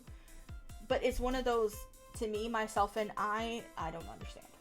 Mine smell like tortilla chips. Apparently, I smell like corn when I sweat. You do. I don't understand it, but you smell like corn, like, almost all the time. I don't know. I went to school with a girl with a foot fetish, and one of my friends has a thing for big feet. Well, you know what they say about big feet. If a guy has big feet and big hands, you know what else is big. So it's said. I know think I somebody said with girl some in big that feet and clan. big hands that had a Okay. really tiny dick. So I mean, I don't know where that comes from. Sorry, I'm just saying. I've been with a lot of people, not in a relationship, but even platonic friends. They're like, "Here, let me show you something," and it's like, I didn't need to know I that. didn't need to know that about you. So far, That's all. I have not had any unsolicited dick pics. I That's an unfortunately have. achievement. I always get it. G is for gagging. Refers to lightly choking on an object to the point of making gagging sounds. Often people with penises will get off on their partner gagging on them. And the knowledge that they're big enough to induce gagging noises. I don't understand that either. If I want to gag on something, it's not going to be that. I don't want to gag on anything. You don't have a gag reflex. Yeah, that's true, but still, it's a... Yeah. You don't What? know what video went through my head? The deep throat one. Oh. The grapefruit technique. Yeah. Anyway. Yeah, my ex had that. Okay, I'm just gonna skip a part because Yeah, I don't let's feel just- comfortable talking about that. I'm sorry, chat. Hmm. Go ahead. That sentence right there. Okay. Okay. Yeah, that part, it That can be triggering. that is hella triggering, and that's even to me reading it. So I'm just gonna skip that part. I apologize. It doesn't necessarily take a giant object to induce gagging. Something smaller can do the trick too. However, if it becomes too uncomfortable, or if you feel like you're going to throw up, that's not something you want to do. You should stop at any point you feel even a bit off. Remember, kink is about continuous consent and what makes you feel the sexiest. Which brings us to H, which is a very big topic. I know it's a big thing. However, I don't understand. But there are people, again, that I know through not only mainstream media, but in life that do enjoy this. Again, I don't understand it. I don't understand the mentality behind it. I don't understand the thought processes behind it. But you do you, boo-boo. Okay? She's only frozen for me. Okay. Yeah, you were frozen for me for a second, but then I looked on stream and you weren't. So. I honestly didn't even notice. I'm like sitting here reading and trying to No, talk. you It's like, you were good on stream. It just was for me. Oh. Are you okay now? Yeah. Are we good? Yes. Are we still good? Yes. Vibe I'm check in responding chat. to- How are we doing? Yeah, you're Before I good. read this next one. It No, was no, because it was. Sorry. Go ahead. It was because I had something on Steam that was finished downloaded, and that last like 2 seconds of it. I'm great. Good. Okay. Are you guys okay? Shay over here is like, give me all I'm great. the Give dirty me all the details. dirty secrets. Talk dirty to me. Anyway, Lily, are you okay? Yes. Baby, are you okay? Sorry for the change in lighting. I'm closing tabs. All right, I just want to make sure because this next one is going to be kind of heavy. Mm-hmm. Ages for humiliation. Not all BDSM acts or physical intense language can be use of force, like the use of force with language. A little queasy, but otherwise good. All right, thank you for your honesty. I appreciate it. Can be just as intense or even more intense, consensually degrading physical sensations such as impact play. A common example of humiliation is name calling and verbal abuse. One of the most common misconceptions about humiliation play is that it's anti-feminist. But the truth is, many feminists enjoy being called names such as bitch, slut, and whore in bed. And Okay, I guess that would count as humiliation, but I would put it more into the degrading category, but I guess still degrading overall, humiliation. Yeah. Because, I mean, I get it, because I don't know. I hate that. Okay. Yeah, I understand, and I agree. I understand it's not for everyone. It is not for everybody. Like the foot fetishes, it's not for everybody. Yeah. A lot of these are not for everybody. And that's okay. Like, again, may I ask for permission for what? to explain one of the terms that you do like? Fine. Like, there are times, not often, let's put that there, not often, but Angel likes being called a dirty whore. And I'll be open. There are times I like being called similar. I was gonna say there's quite a few times, and I'm gonna speak for myself, and I'm not ashamed to say it. She looks at me when she's in that dom mode, and I'm in complete sub mode, where she's like, "Who's my dirty little boy?" Me, right here. Yeah, usually I for turn me it's into a dirty puddle. slut, but yeah. But that's not saying all humiliation is okay. It's just No, cute it's little, I'm gonna say cute little terms. It's just those yeah, little, like, it's touching the surface terms. yeah, and it's what each person is okay with if they are okay with any, and if they're not okay with any, But don't go that's there where at all. our communication is 100% open. I will tell her when she says something, and I'm like, to where we break, because when we're in dynamics, when we're in those modes, it's like being in character in a theater. We don't break unless it needs to be broken. So with that, we don't break those roles unless, like, if I, being a sub, Angel crosses a line, I say red, or my red term. I'm gonna call it what it is, my term, because I'm gonna say this with love, I'm not gonna share that with stream. Yeah, I'm not as into humiliation like that. See, it's not for everybody. Yeah, it's Like a couple of terms here or there, I'm okay with. I'll fully admit that. I'm okay with some. Like one or two throwing in there, like a little mix, like a little dash here or dash there. I'm okay with that. But not taking to the extreme of, you pathetic little shit, how fucking dare you grace me with your presence. Kind of like that, the extreme cases. yeah. You might as well just bury me right there. Someone tried it with me and I got uncomfy. Yeah. See, it's not for everybody. It really isn't. That's why that complete trust in being 100% vulnerable with Angel, where we got to the nitty gritty conversations. We got down to the nitty gritty of this is okay, this is maybe okay, and this is not. To where while we're in that dynamic, while we're in those roles, if she accidentally trips and calls me something that I am not okay with just because the slip of tongue or in that moment, I say my red term, I'm done. She will immediately curl up with me and give me all the love, cuddles, and self-care that she can muster with me. She'll... Hi, Nat. Hello, Nat. Welcome on in. So when angels say, if I'm not okay being called like a dirty little boy, right? If she trips up and makes that mistake, and I give bet, I fucking love it. Now I don't feel so bad. I love you, Shay, and I still am sorry for calling you shit. which I will never call you again, by the way. Wait, what? I accidentally, instead of saying Shay, because the Y and T are Oh, so yeah, close. the chat. The shat. I did it on your stream. I will not say it again. I'm saying it, Dun dun dun, Batman! Dun dun dun dun dun dun, Batman! Anyway, so back to conversation, because it was kind of a serious topic. Sorry, Dad. So if she trips up, I say my turn, we break that roll, and that time is completely done.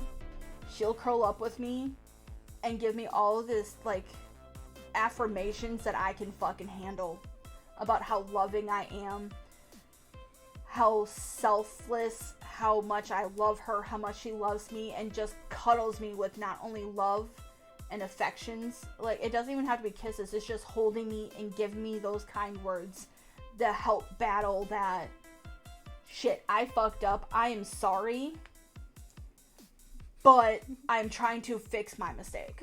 Okay? I am ignoring chat right this second. It's going by too fucking quick for me to keep up. Alright, still isn't as bad as calling me Papa Nut instead of... Okay, listen, we talked about this. Better than Knack and Jat.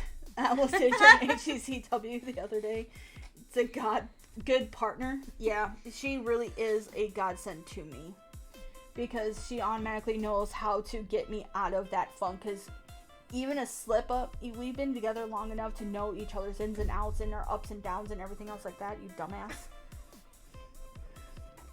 What did she do to herself? Just popped herself with her hair tie. No, I hit my pinky on the desk. Oh. On accident. I was trying to put my hair tie back on my wrist and it like slipped up. I thought you popped your pinky with your hair tie. No. Still, dumbass. So anyway, with this humiliation, to me, it's on a spectrum. There's the very, very vanilla, very, very light to the extreme heavy. With me, I'm okay with that little bit of light. Bless you. Ew, that was wet. Ew, that's what he said. That's what they said, really. Anyway, so I'm going to move off that topic because we did cover that one in pretty well in detail. Mm-hmm. Bless you. Damn you. I is for impact play. Okay? Impact play refers to the use of hands, paddles, whips, or whatever you have around the house. Spatulas work great. And it does say that on here. Spatulas work great. They really fucking do. Especially the ones with the little slits in it, because... Not that I would ever know that. But anyway, so if you ever done playful spanking with your partner during sex, that's impact play. More than anything else, impact play requires consent and communication. A good rule in mind to keep is if you're the one providing the impact, stick to areas that are fatty, such as the sides of butt, thighs, or avoid where organs reside. That's moist. Which is pretty good. Like, if you do like the back of the hand, like if child is doing wrong and you slap it, keep to like the very top part, not so much here, but like when you slap your hand and go bad. Now you're examining your hand, which You one's would more think it fatty. would be better right here because on the top, think about it, Okay. that's where most of your veins are. But it's the bad Mhm. versus if you're gonna test out what something feels like, do it with the palm. So like if you're gonna use a flogger or a whip for the very first time, or even whatever impact play item, do it with right here, because it is still gives you the simulation with Welcome the back. hand. Welcome back with ice cream. Hell yeah. Getting all the kinds of snackies. But I would test out with what the person would what somebody is like. If I'm testing something new with Angel, I would do it with on her hand, like her palm, lightly, to see how she feels about that, because there's times where she's okay with some impact play, and then there's other times, yeah, no, it's a fuck no. You touch me with that, I'm gonna kick your ass. Ain't it? Mm-hmm. Again, as with any new king, start small, start slow, and choose a safe word. It can be done alone, yet also pairs work well. If you're new to the idea, start with your hands and some good old-fashioned spanking before spending money on more heavy-duty whips and floggers. If anything becomes uncomfortable and not in a good way, implement your safe word immediately. So, like, for example, there are the, like, paddle whips that looks kind of like a spoon on one side and then, like, a little flogger on the bottom. So, more of, like, an intro play too. Then we have J for Japanese bondage. I'm trying to get through these as much as possible, chat. I do apologize. Yeah, shibari. Like shibari, yes. Japanese bondage is one variety of bondage that is typically done with rope. I'm going to do my best to translate this. Kinbaku, I think, is as close as I can get. I've done that. Story time with Shay. We're going to have to get you on here as a guest and be like, all right, talk please. I'm going to get as many people on here as I can to talk about all the various different topics on the various days, because everybody is so different and unique and beautiful that it is, to me, beautiful to share those kinds of insights with people. If you're comfortable with it, Shay, of course. Yes, if you're 100% comfortable. If you're comfortable with it. Okay. Yes. So, kinbaku translates to the beauty of tight binding, and shibari, which is a bit more mainstream, translates to decorative tie. I'm open. I have pics if you want to see. Ooh, fuck yes, please. My DMs are always open for pics.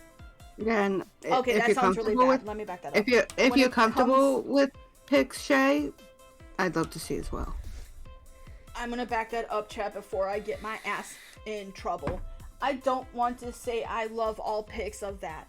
When it comes to shibari or kinbaku or any kind of role play, I'm always intrigued because I myself would love to have that knowledge. Especially with people we love, know, and trust. Now, you like, might think, Jay, for example, is a moderator here. I would straight up be the one to rope, or be the roper, but I myself actually am more intrigued being the ropey, the rope bunny.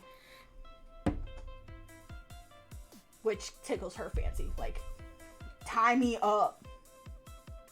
Hang me up from that rope. I can see that smirk on Angel's face. Fuck yeah, it's like a Cheshire cat.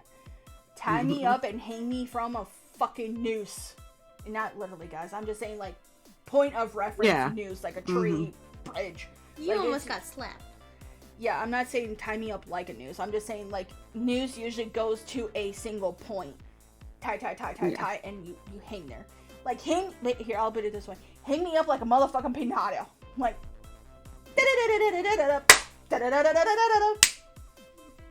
I'm giving you fucking ideas. Shit. You do realize if I do that to you, you have no escape. Yep. Okay. With the exception of safe words. Fair. Obviously. But, before I get my mouth in more trouble and get my ass... how is it? Before my mouth can sign checks that my ass cannot cash, we're going to continue on, okay? Japanese bondage is pretty much self-explanatory, just like bondage. It's just fancier terms with fancier ties. And more beautiful ties, I might add. Oh, fuck. Hell. Shit, bitch, goddamn. My darling dear, I'm going to send this to you. Me? No. Oh. Lily.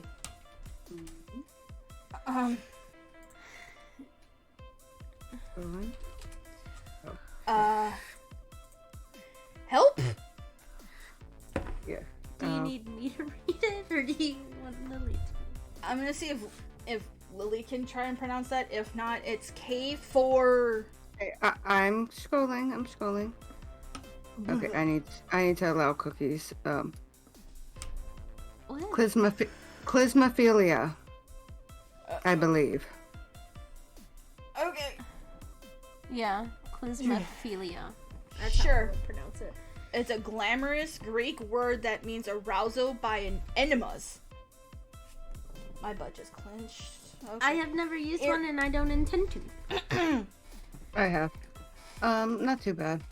If Thanks. you're not, I I love love how how you just Lily's casually just like, just "Oh, no." put that in there. I love you. This is why we work so well together. Because I'm like, I don't even know. I know what enema is. I've never had one, and then you're just like, yeah, it's not that bad. I mean, Alright. not arousing for me, but All right, so if you're not familiar with an enema, it's a medical device that squirts water gently or slightly warmer than body temperature into your anus. It is used by hospitals to relieve people of constipation or to prep for certain medical procedures. So, like, those pictures are amazing, Shay. I will look at them in a minute. It's usually used medically, but people can get off by that. Again, you do you, boo boo. It's kind of like bidets. There's certain toilets that go up. Yeah. I don't want a bidet. That's fine. We don't need that. L is for Hey, limits. I want a bidet, but I don't understand it. I don't My want having a wet Brain ass physically, it's not that logically in understanding it, I get it, but my brain does not understand it as a what the fuck. It's a toilet against the ground, and you guys. Okay. My brain just. the same reason people use like the moistened wipes, a bidet will do that without having something to throw away. A bidet basically cleans. I know Older what people it does. mainly use it. Again, I know what it does, but my brain. The only way I can explain it, I guess, it might be part of the. Thank you. I miss hanging with my friends. But I love you, but I had to do the. Yeah, sorry. Moving Your ass cheeks would clench way too damn fast Exactly. with that. on. I guess that's part of my trauma and the things that I need to get over, but my brain is just like, no. L is for limits. Consent is a paramount in kink if you are just getting started or want to slowly introduce BDSM into an existing relationship. Both you and your partner should make a list of your soft and hard limits. A soft limit is something that you're curious about yet unsure if it's right for you, such as name calling. I love how they call that out there. A hard limit is something that you're certain is off limits, such as like the electrostimulation. Writing it out, your hard and soft limits with a partner is a wonderful way to get to know each other, another side of each other. Along with implementing limits, it's important to choose a safe word that is not no or stop. Yeah. It's always good to set words that are not common in conversation or in the bedroom. Yeah. Yes, because like if you're in a scene now, people do all kinds of things where no could come up and it would not mean stop. Same with stop could come up and it might not mean that. So having another word or even a system of words would be more like, It's better for that yeah. issue. It's better to, instead of going stop, it's not quite accurate because you could be talking about a lot of different things where it's like, how far does someone go in? How far do we take this? Kind of, okay, stop. Like for the wax, because there's wax play. I don't know if it's on this list yet. We only made it to M. We're about halfway through. Yeah. It- I'll admit there's- that's something I like. There's different ways of You already stopping knew that. for the amount. Yes, I did. The amount of wax used is a stop of, okay, that's enough wax. Hold on. Same with Anymore, wax you're gonna play, be able to burn me like a the candle. amount of wax used in a certain area could be a thing. So the word stop should not be your hard limit. This is not okay. It should be a term or phrase never really used in everyday life to get confused into that situation, scene, or dynamic play. Okay. M for masochism. Masochism. Masochism. Yep. Sorry. I think my brain is shutting down. I think It's my brain okay. is like, this is enough terms for me. I apologize, chat. If you want, I can start reading them. Okay, I'll take that over. Okay. And like, Masochism is deriving pleasure from the high sensation most often referred to as pain, be that physical or emotional. So if you enjoy being spanked, humiliated, or spat on, you might be a masochist. The term, okay. Yeah, without It going came- into too many details. Yeah. It came from the Austrian author who wrote the book Venus in Furs, which talks. It's now considered a typical BDSM master-slave relationship, and there's rumors that he was the slave in his own arrangement with his mistress. Leopold von Sacher-Masoch is someone to look up if you're interested in historical. Knowledge, Yeah. history of therein. Yeah. I like being choked. I can handle a little bit, and by little I mean little. But then again, it goes back into my traumas. Yeah. my past Yeah, traumas. the flip side of masochism is sadism.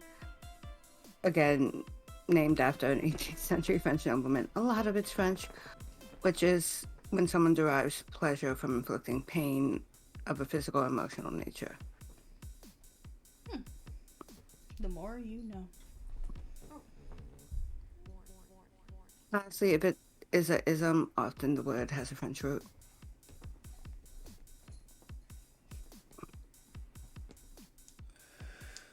You want me to take over? Uh, Nah, I want it full force. Ooh, Shay, you kinky. Love it. I knew we would get along. but like, there are many people who have like this much masochism, and then there's people who want All full the force above. choking, lots of spanking. And this is beyond a lot of people's limits, but there's people who want blood play and to be cut and all those kinds of things during sex. Shay, Like, hold up. Sorry, Lily. yeah, Usually my hubby is too gentle. LOL, he is so sweet. I've never heard. Oh, okay. Well, I shouldn't say never. I usually don't hear this where someone's too gentle. Have you had that conversation with him and be like, hey, I'm okay with this. If you are not, that's one thing. Or it's, don't think that you're hurting me in any way, shape, or form. If he's not okay with it because of things like in his past or things that he's seen or whatever have you, or just doesn't want to hurt you, that's one thing, and I would say please respect those bounds. But that's where the communication I would recommend Yeah. having and doing research, yeah, because he may not know that there is a safe, like ultimately a safe or the best way to choke someone and how Yeah. to grab and where to grab to Yeah. make sure that he's not cutting off airflow, to where you still get that pressure of choking without cutting air supply. yeah, without or- cutting air supply and risking injury. to where that's some research that I would suggest you guys do and be like, hey, if you're okay with this, here is some research. And look into it. Find those videos. Find those topics to research. If you need help, DM me. I will try and help you and look into that with I you. can also, if you want YouTube videos, I can also help. Yeah, we'll be your navigational guides into the world of kink and BDSM. As I've said before, I'm a research bitch. So is Angel. Yeah. But like, what was I saying? Oh yeah, there are all different forms of masochism from just like, but if you're someone who likes like occasional spanking, that still falls under the branch of masochism. To choking, to like Cutting. burning, blood I play. know that sounds really harsh. Any- guys, but any cutting, kind of because there pain. is such a thing as knife play, Knife play, like which there I'm very is much into, very, very, very, very much into. like Okay, it's a thing. I would say on some level, clamps, whether they be nipple clamps or clamping other parts of the bodies, would fall into that category too. Because, like, a lot of things are under the umbrella term of masochism. Like, even if it just causes minor pain, it's still deriving pleasure from that.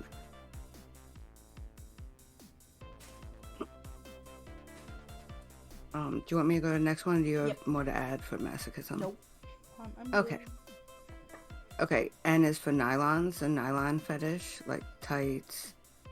It often accompanies a foot fetish.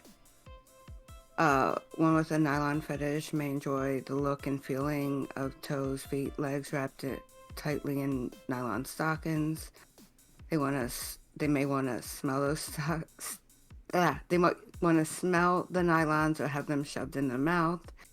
If you want to try it, start by wearing nylons next time you get frisky, assuming you don't mind tearing them.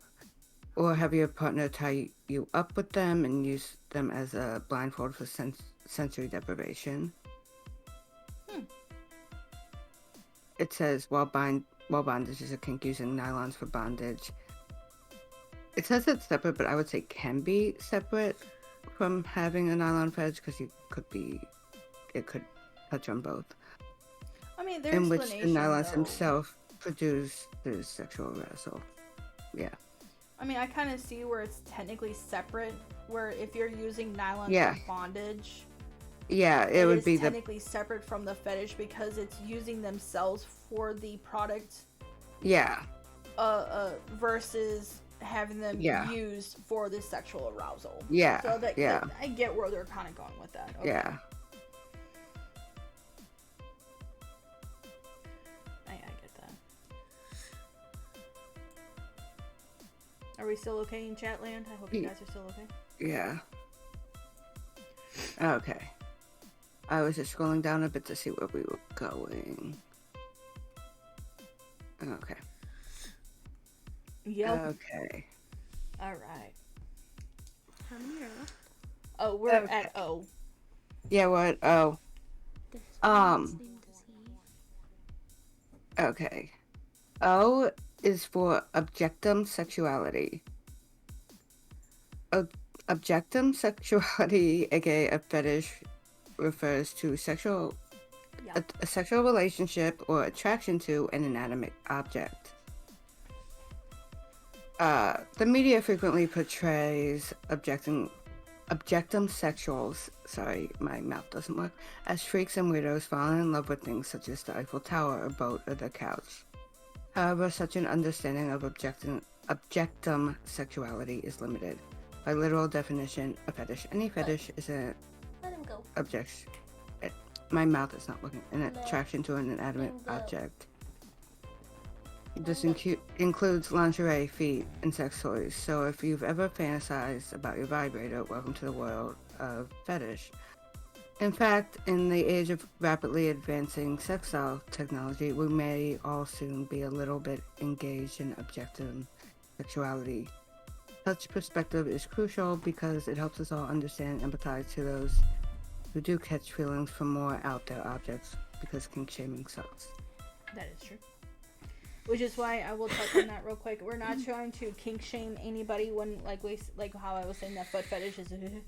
It's just like smelling someone's stinky feet to me is I don't know. Yeah. I'm Yeah, not and- kink shaming. I'm just saying it is not for me, and that is okay. Yeah, and everyone has something that's just rubs them the wrong way, but it doesn't mean we put shame on anyone or judge anyone for what they're into. Actually, I find Sorry. Earthquake. not literally. It's just Angel shook my desk. And okay, to touch a little bit light of that, we're not saying it's wrong, we're not shaming, it is just saying it is not for us. It is just saying, simply put, for us ourselves, we are not okay with that. Yeah. And also with that, Lily, do we want to take turns and I cover think like two taking at a turns time? would be best, because my mouth did not agree with that paragraph. My brain is just like, okay, this is a lot of information. Stop. But with that, guys, okay, we don't want you guys to take this knowledge and then go kink shame. We don't want no shame. Everybody is their own unique, beautiful being. I myself find different kinks, fetishes, and people that have the differences actually really intriguing. Yeah, I Like- find it fascinating, and I love learning about it. Like, a lot of people, like, oh god, what was, I don't remember the person's name, not like I would really use it anyway, but there was somebody who was married to a carnival ride, Oh yeah, I remember that. gave it a name and everything. There was also a gentleman who was in love with his car. I remember that one. I think that's also a Queen song. Very possibly. But the thing is I'm not shaming them. It's, I did that research to look into them because I found it intriguing. Like, the idea, because let's call it what it is, guys. It is not the everyday term of sex. It is what we deemed as sex does not happen normally for them. For them, it happens differently. And I find that mentally stimulating and intriguing to where I want to learn more about that. It's the mental state, what they are feeling, how they emote and go through life with that attraction. Yeah. I find it really intriguing. I love learning about stuff like that. Okay, so we have P for pregnancy fetishism. Aside from the fact that orgasms and having sex near a due date may help induce labor, that's solid. There's also those with outright pregnancy fetishes, sexual attraction to a pregnant person. Some partners may indeed discover that they have one when their partner is expecting, but others are attracted to the rotund? It means round. Round Yeah. pregnant belly, regardless of whose body or baby it is. Since by that same strict definition mentioned before, a fetish is an attraction to an object or body part. Pregnancy fetishes go wild for the sight of a swollen round belly. The attraction also may include an interest in lactation or other symptoms of pregnancy, such as not automatically a part of the label. But such is not automatically a part of the label. There you go. I can read. Yeah, Alright. I've heard of this and have seen people who are like, Can confirm there's a lot of attraction when you're pregnant. who have Yep. seen people who seem way more attracted around, like, say, around their partners when they're pregnant.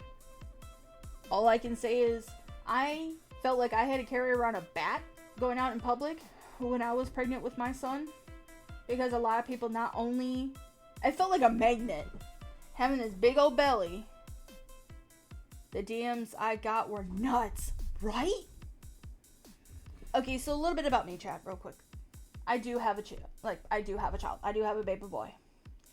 He's actually about to be 14. 15. He is 14. He's about to be 15. I apologize. So here's the dealio. When I was pregnant with him, people were attracted to my stomach, both men and women, where they wanted to come touch my belly, rub the belly, feel the baby kick, all 9 yards. It's like, no, fuck off. If I know who you are, that's one thing, but I did not feel comfortable having random strangers come touch me. Okay? That's because everybody thinks they're entitled to touch a pregnant woman's belly and feel the baby. Unfortunately, yeah. And then there was the guys. And I mean that with love, as much as I can muster. They're the typical guys. Okay? I hate to announce this, but I am telling you the honest God truth. I had gotten a lot of DMs where people offered me thousands of dollars to either suck on or have my breast milk. It's like, no, fuck off. That's my baby food. Fuck off.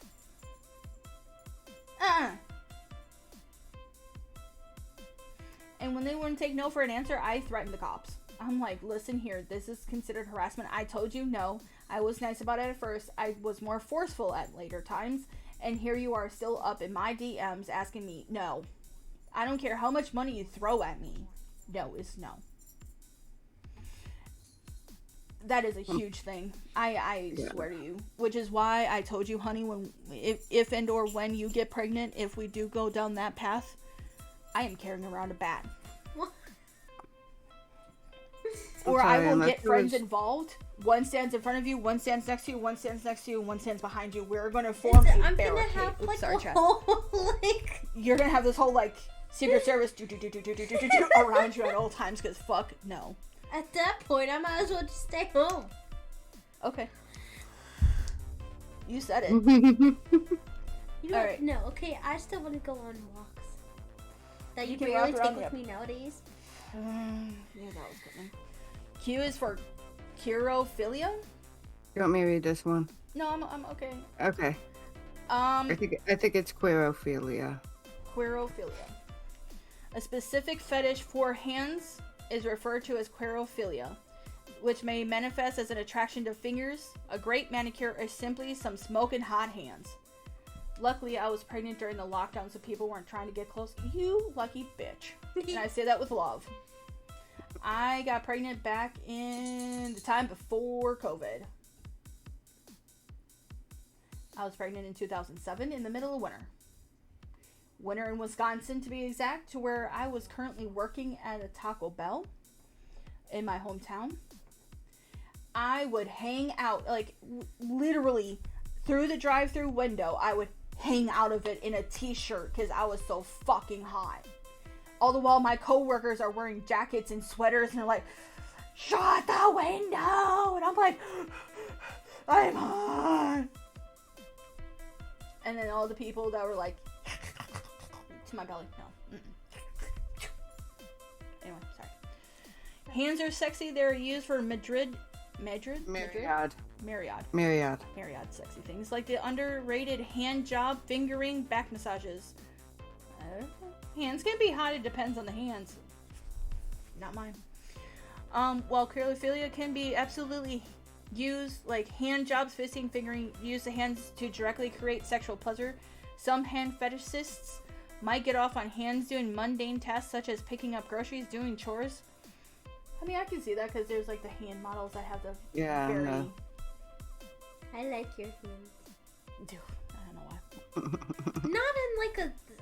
No, not I'm in saying, that way. I'm but just saying I like don't it. know why because I've got so many scars and fucked That's- up marks. That's what makes them beautiful. Aw, And they're so soft. thank you, baby. You're welcome. Like ASMR, but fingers? Yes. While fetishes are inherently sexual, many times an activity or object the fetishist is interested in may present itself as non-sexual in nature. What is one's chore, such as washing dishes, is a hand fetishist's wet dream. But sorry, I had to do that because, you know, the whole idea of washing dishes, your hands get wet. I like some people's hands, but not to that level. Not to I was the gonna say, point where I'm it's like always intrigued a first in- thing I notice. Yeah, I've always been intrigued in hands, but it's not a sexual thing. It's you can tell a lot about a person by the way that their hands look like.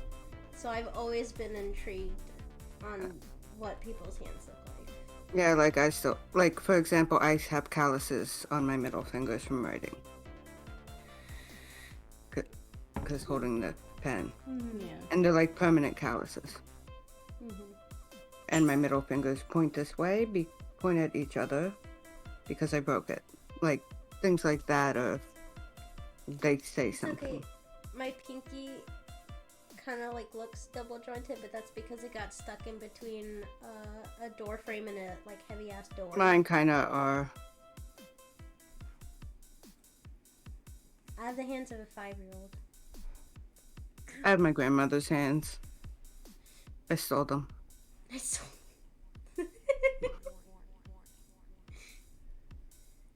Lily was like, I like those parts. I want those. They are not mine.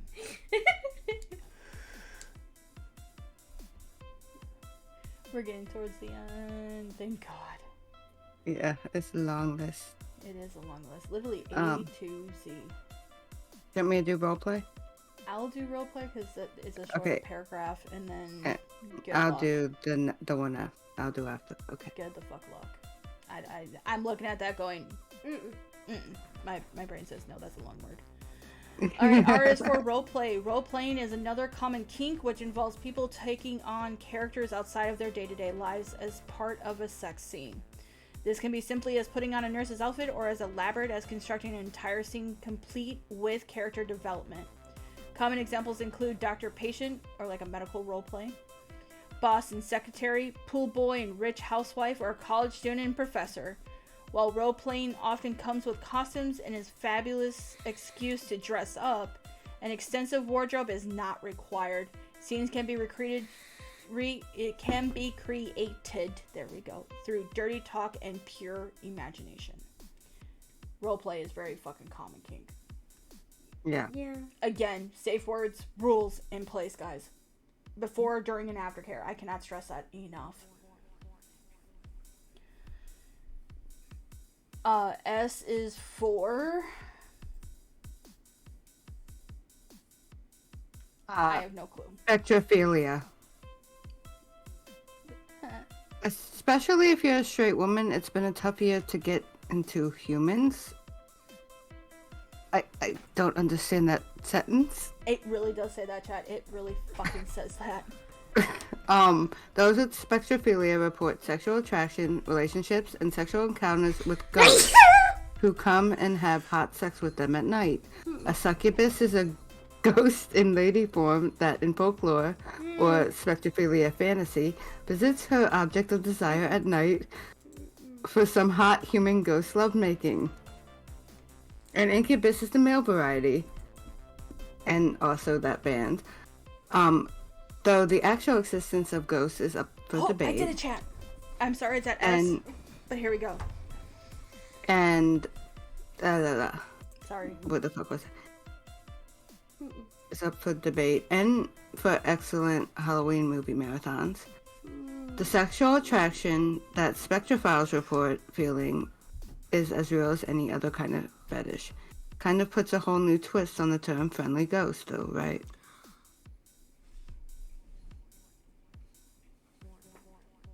That's a hard no for me. I don't understand that at all, and just no. Just the whole idea of it, no.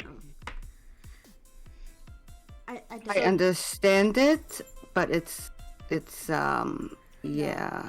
Anything touching me in the night that is not a physical being, hell no.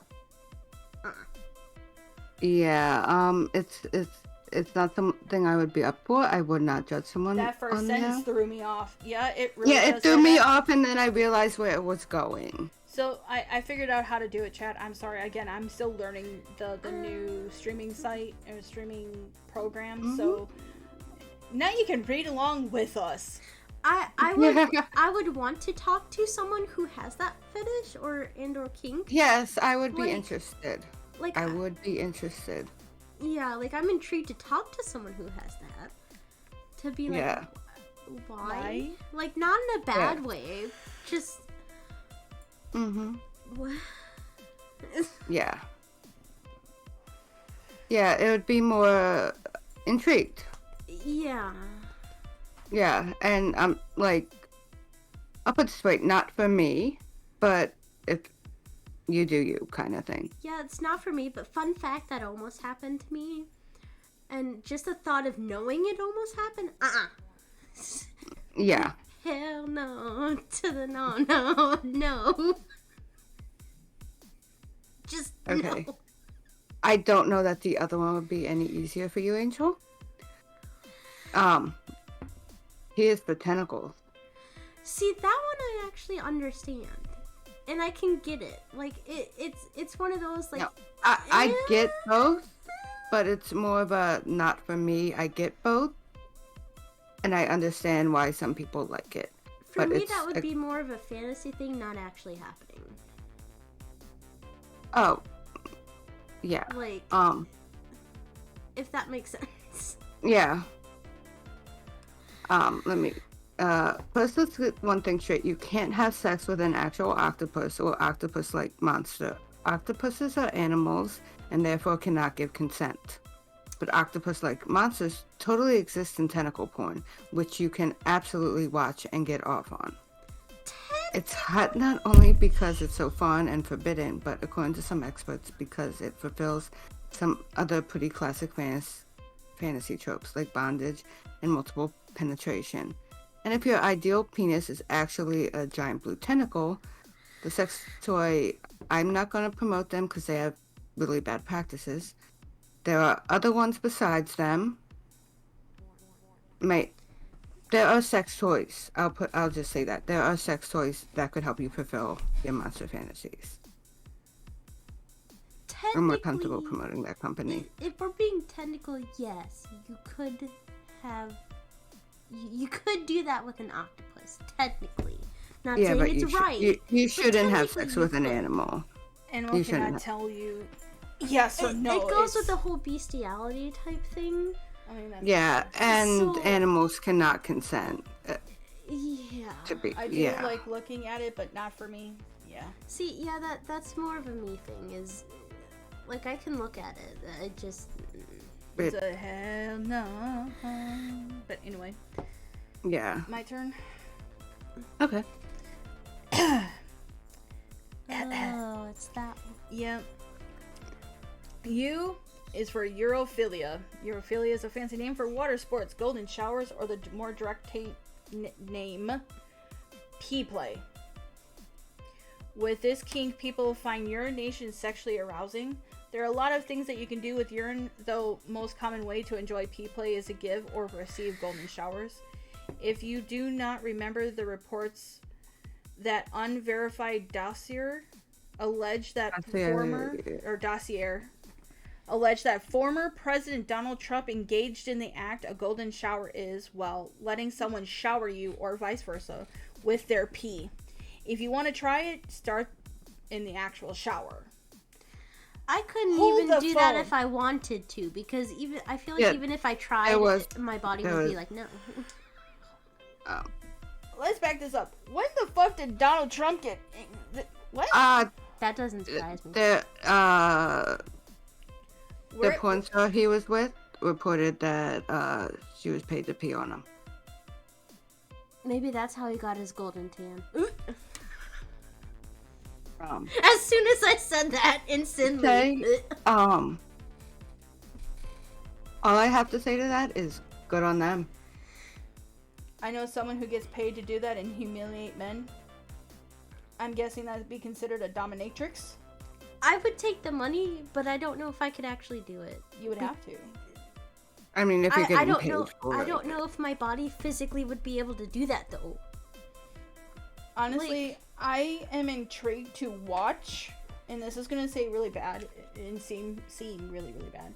I'm interested to see a dominatrix, or I don't know if that's the same term for men and men and women, or just I women. For men, it would just be a dom. Okay, so a dom Or or a dominant. dominatrix. I would love just to sit in the corner, with permission and consent, of course, to see them in action. Just because, and I'm not trying to talk like in voyeuristic like ways. All I'm saying is, in all honesty, to me, it is like watching a movie. It is like watching a play. It is watching a musical. To see someone doing something that they either love doing or are comfortable doing is almost a form of art for me. It's like living art. To watch a painter paint a masterpiece, to hear a musician play the most beautiful notes arranged in a certain way to give that symphony life, and to withdraw those emotions and thoughts inside of yourself when you're listening to that. To me, it is like that. I don't want to seem like, oh, I'm being a perv watching this happen. No, it is like watching a musician, an artist, or whatever doing whatever, fill in blank. So like a painter with a paint, like a painting. Musician with like music. Yeah. An orchestra playing those beautiful notes in harmony with each other to balance and create that beautiful work of art. To me, that is what a dominatrix or doms in that field, in that way, are to me. Yeah, she's amazing. She does cake sitting and uses them as furniture. Ooh. Yeah, see, I would love to watch that happen in like a day in the life of them. I would fucking enjoy that shit in a heartbeat. I was gonna say there are some people that take that a little bit farther too. That specific one. That's fair. as in other Just say no. side. Yeah. I'm just saying, this is supposed to be informative. I know. I just. Trigger warning, trigger warning, trigger warning. I know. I didn't outright say either. Yeah. Not trying to cut that off. I'm just saying trigger warning, trigger warning, trigger. Now go. Now say it. Completely? Completely. There are some people who like getting pooped on. And or ingesting it. Yeah, and ingesting is coprophilia. I don't She's understand on Instagram if you want to see some things. I do not have Instagram. That's all. I do. I do not want to be on there, but that's where some of the things of like I have different social media sites. She has social media sites, and we kind of just I combine. was gonna say, if you send me the name, I can find it because I do have Instagram. But yeah, I don't understand that one. It's you do you, boo boo, whatever you are comfortable with, and whatever floats your boat. It does not float my boat. It does not make me comfortable because to me that's human feces or human waste or disposal, and that's best in toilet, flush down the toilet, go into sewer. Yeah. Like normal sides of life. To me, that's Yeah. creating a situation that could either A, get someone sick, or B, cause infections, or C, combination of therein, or get Yeah, I'll somebody be honest. The issues. feces is a hard no for me. The other is it better be like your number one fetish. Yeah. Okay, let's. Oh shit, we might go When over you- our time on this one. We already did. Yeah. No, we didn't. 3 hours. 3 was hours. Oh. Yeah. So. Yeah. We're- But there's still a A lot. lot to go through. But I would say when you scroll down, try not to show too much of That's too why I much kind of of the toys. That's that's all another I'm gonna discussion. say there. The Yes. toys they're in and stuff like that is another, but we'll cover that. in a Yeah, minute. yeah. I would just say scroll quickly Scroll. past. Yeah. When you are ready, can you cover V, please? Yes. V is for voyeurism. A voyeur is someone who derives sexual pleasure from watching others get it on. When we speak about voyeurism from a kink perspective, we're talking about consensual voyeurism. Very important distinction. Exhibitionists enjoy being watched. Voyeurs enjoy watching, which makes these two kinks a common item on the menu at sex parties or kink events.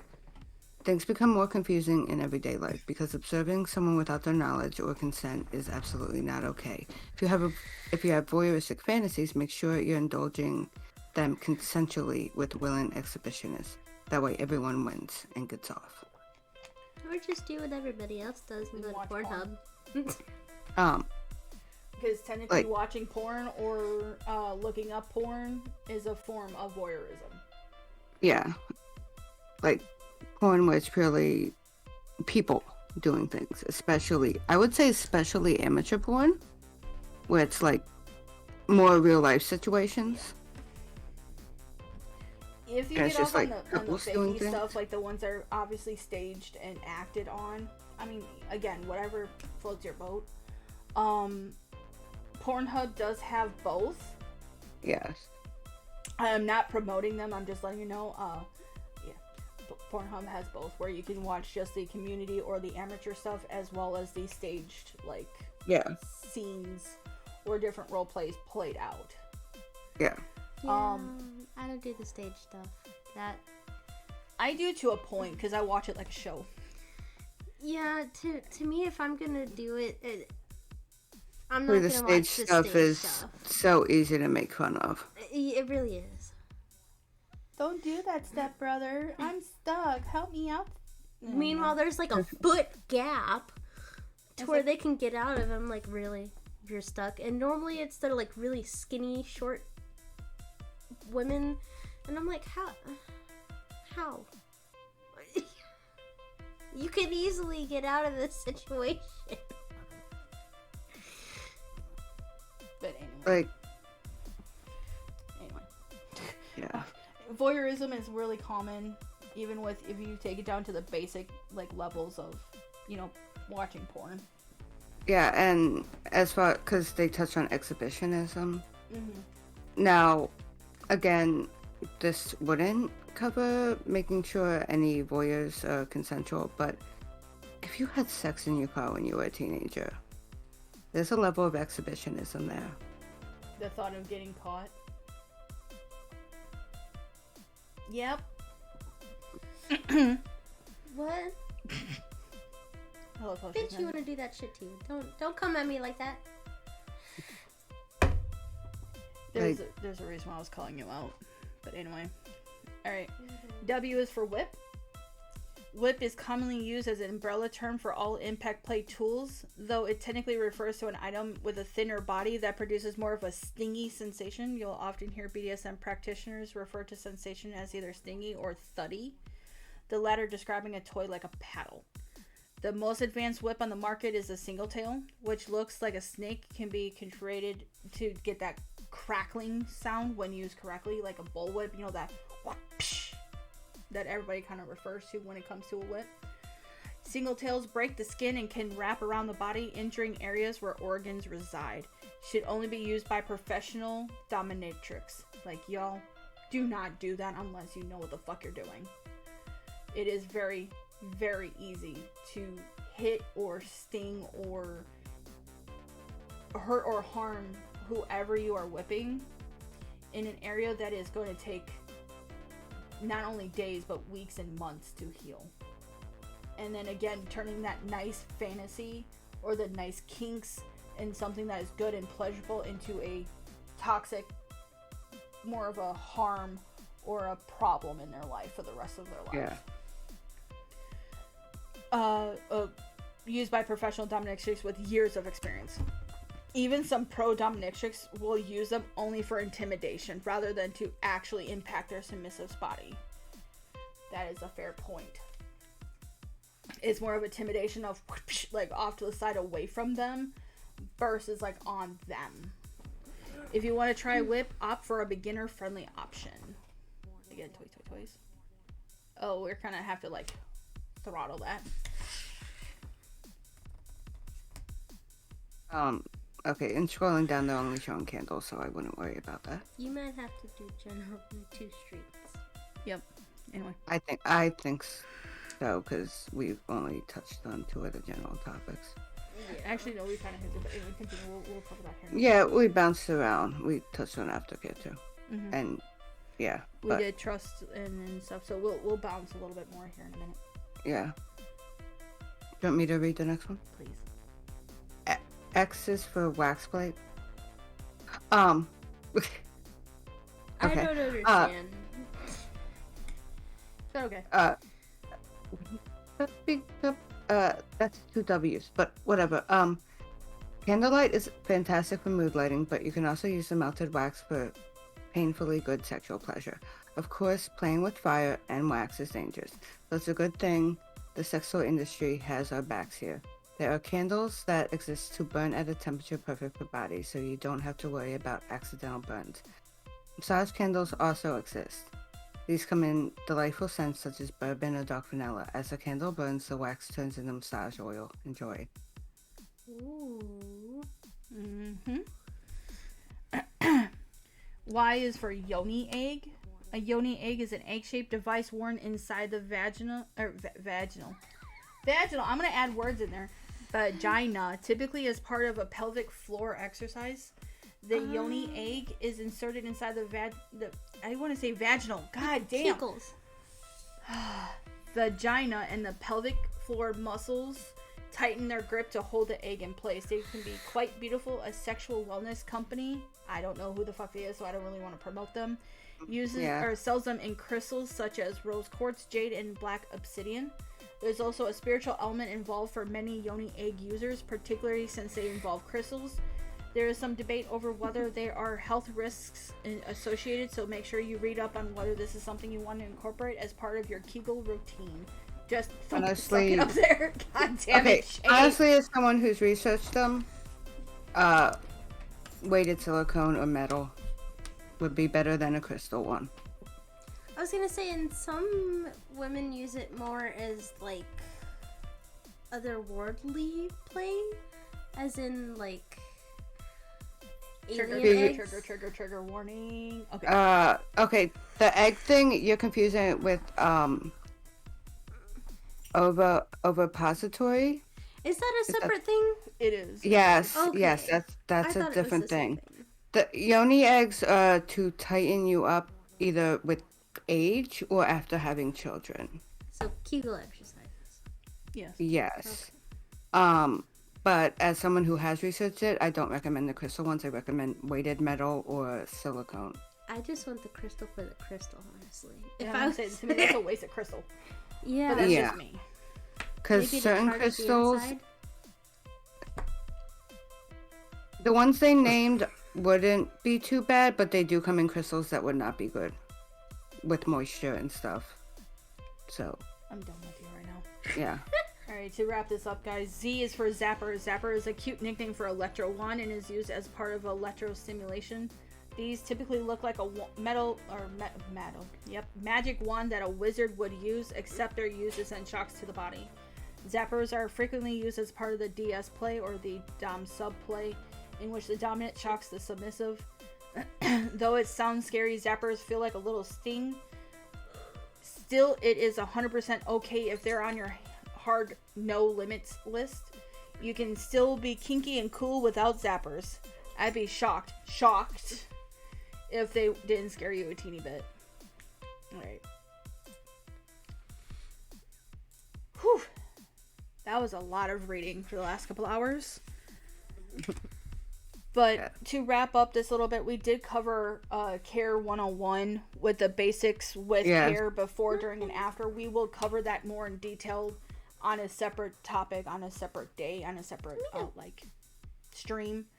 Yeah. But to kind of touch back on that, so basically making sure you're doing before and during aftercare, meaning making sure you're checking in with your partner, checking in if they're okay mentally, headspace wise, physically okay, emotionally okay, making sure that they are still with you and on the same page kind of thing, as well as making sure that they drink lots of water before, during, and after. Like, even if you pause and be like, drink some water, or even like I said with snacks, making sure that you have snacks for aftercare to keep up the energy levels and getting them back okay, as well as like cuddles or affirmations or whatever the case may be to fit whatever role play or in general play that you are doing.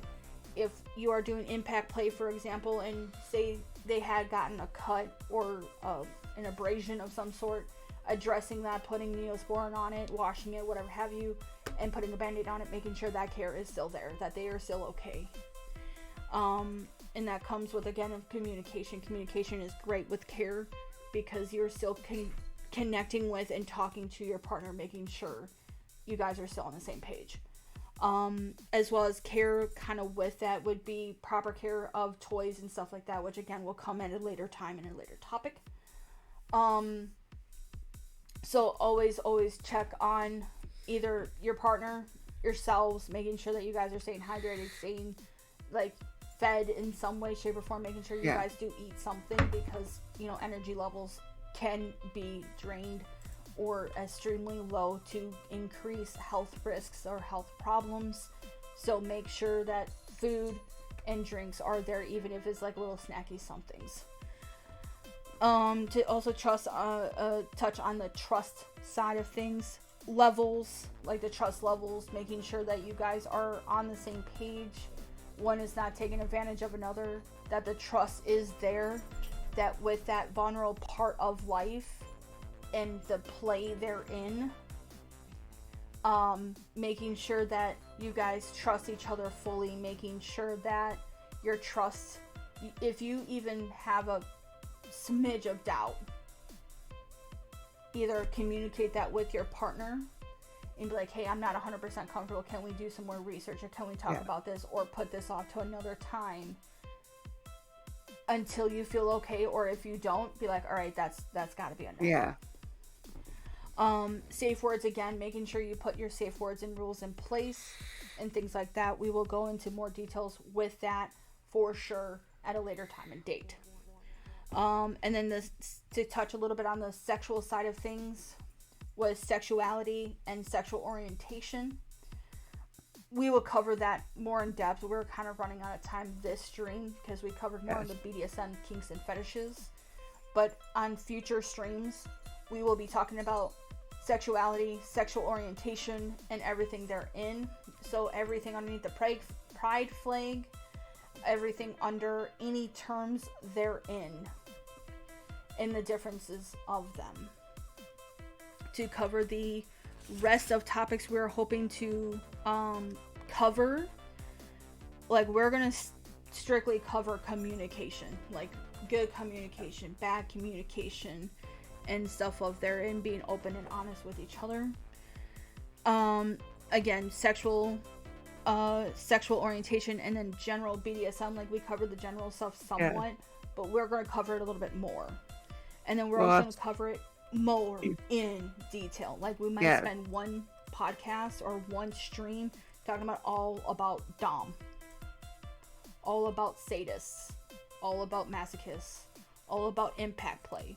Like, we're going to break these down one by one as much as we can, if it's interesting to y'all.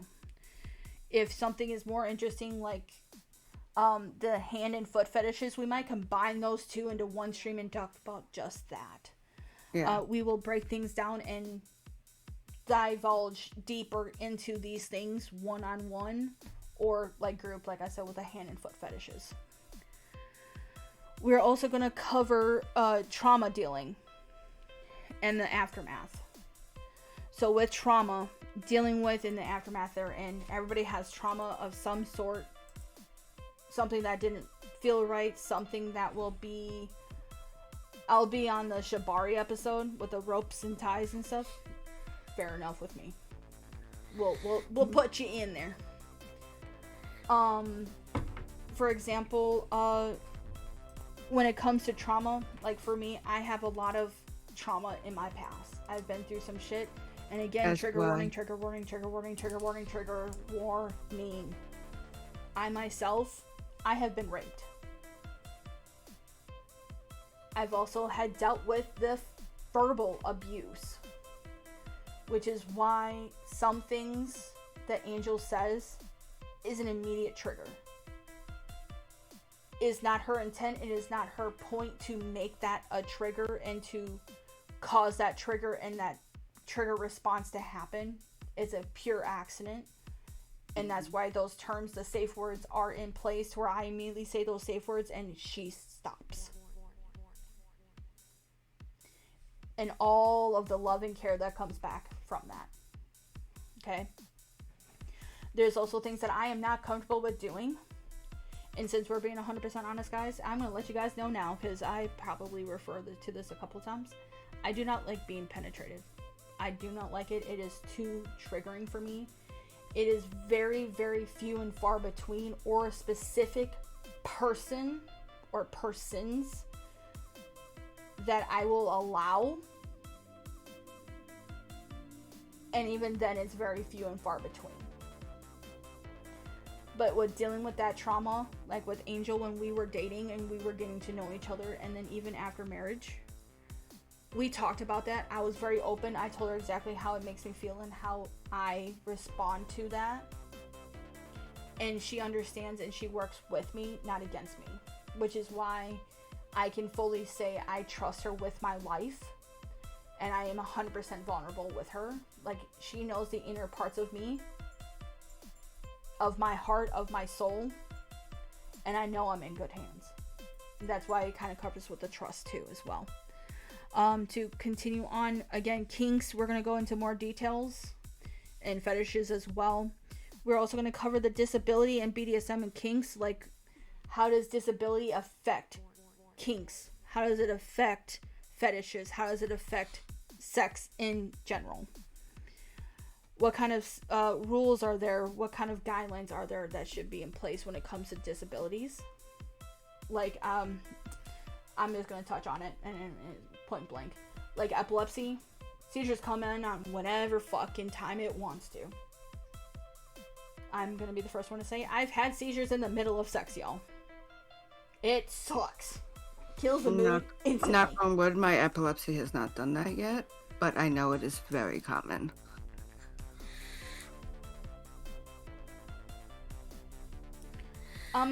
Yeah, it happens quite a bit with me.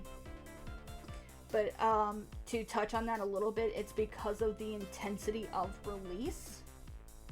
or the intensity of the sexual activity or even non-sexual activity, whatever is going on in that moment, it's that intense mental release or physical release of that moment that it shocks my system because it's too big of a change or too big of a that comes out.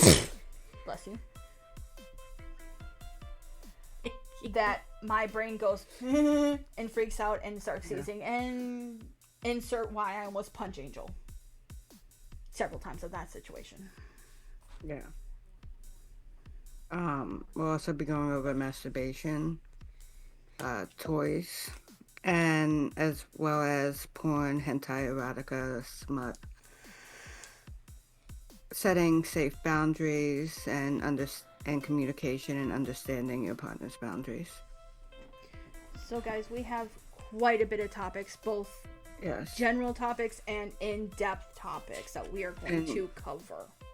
And realistically, by next week, we'll probably have twice as many topics. I was going to say, every day we're asking people, what do you want to hear? What do you want to know on these different podcasts? Because these are what we are meant to do, is give this information to you. If we do not know the information, we will learn together. Okay? Again, we're going to reference different sites, different videos on YouTube, different, like how we mentioned, what's the safe word? We're going to reference a lot of their stuff as well because they make those informative, this is what this is. And they sit down and talk about it. We're going to cover quite a bit of those. So with that, you guys have been awesome. I know we're technically 5 minutes, but we are willing to stay a little bit longer. So the next 20-30 minutes, guys, do you have any questions over what we covered? Any topics that you want to talk about? Any questions whatsoever? It is the AMA time. Anything, as long as it's TOS safe. TOS safe, guys. Or we can answer it in a TOS safe way. That's a good thing too, is we might have to word it in a way to where TOS does not go, hey bitch, you denied us, and we stop before we even can fully get on track with all of this. Bless you, by the way. Anything and everything, guys. Now is the time to ask the questions.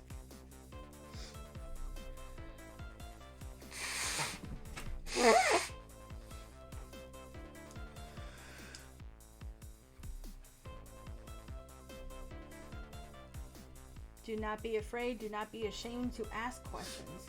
I don't have anything, but I'm going to head out. I'm super sleepy. All right. Thank you, Shay. Hey, Shay. Have a good night. And contributing to our podcast tonight. Good night. And being with us as we're learning different things and feeling open enough to share with us. Thank you, and I appreciate you. Thank you so much, darling, and have a great night. Anything else, guys? Anything else? Good night. Love y'all. Love, love, love.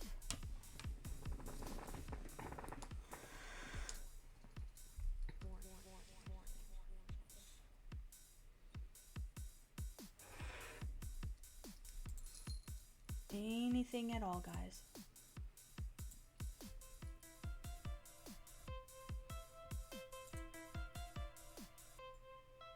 Well, I guess that concludes this podcast then. Okay. All right, guys. That means we can still end on time, I guess. Yeah. Because as we learned earlier, because our account is so new, we cannot. We're unable to rate yet. Yeah, we cannot rate out. We cannot send you lovely beans to another person to spread that love and positivity to. So, guys, we're just going to call it here and say thank you guys for coming out and hanging out with us. Thank you for learning with us. And thank you for having us be your, I guess, guides in this learning experience. Thank you all And for we being will here. see you guys next Tuesday. We're going to do this on Tuesdays and Tuesdays alone because that's our stream schedules will allow. Mm-hmm. We might add another day for more podcasts if need be, but that might be in the distant future. We will see when time goes to that point. Yeah. So guys, thank you again. Thank you for all the love and positivity, all the awesomeness and the sharing that we have done here. You guys are awesome. Thank you, and we will see you next week. Bye, guys.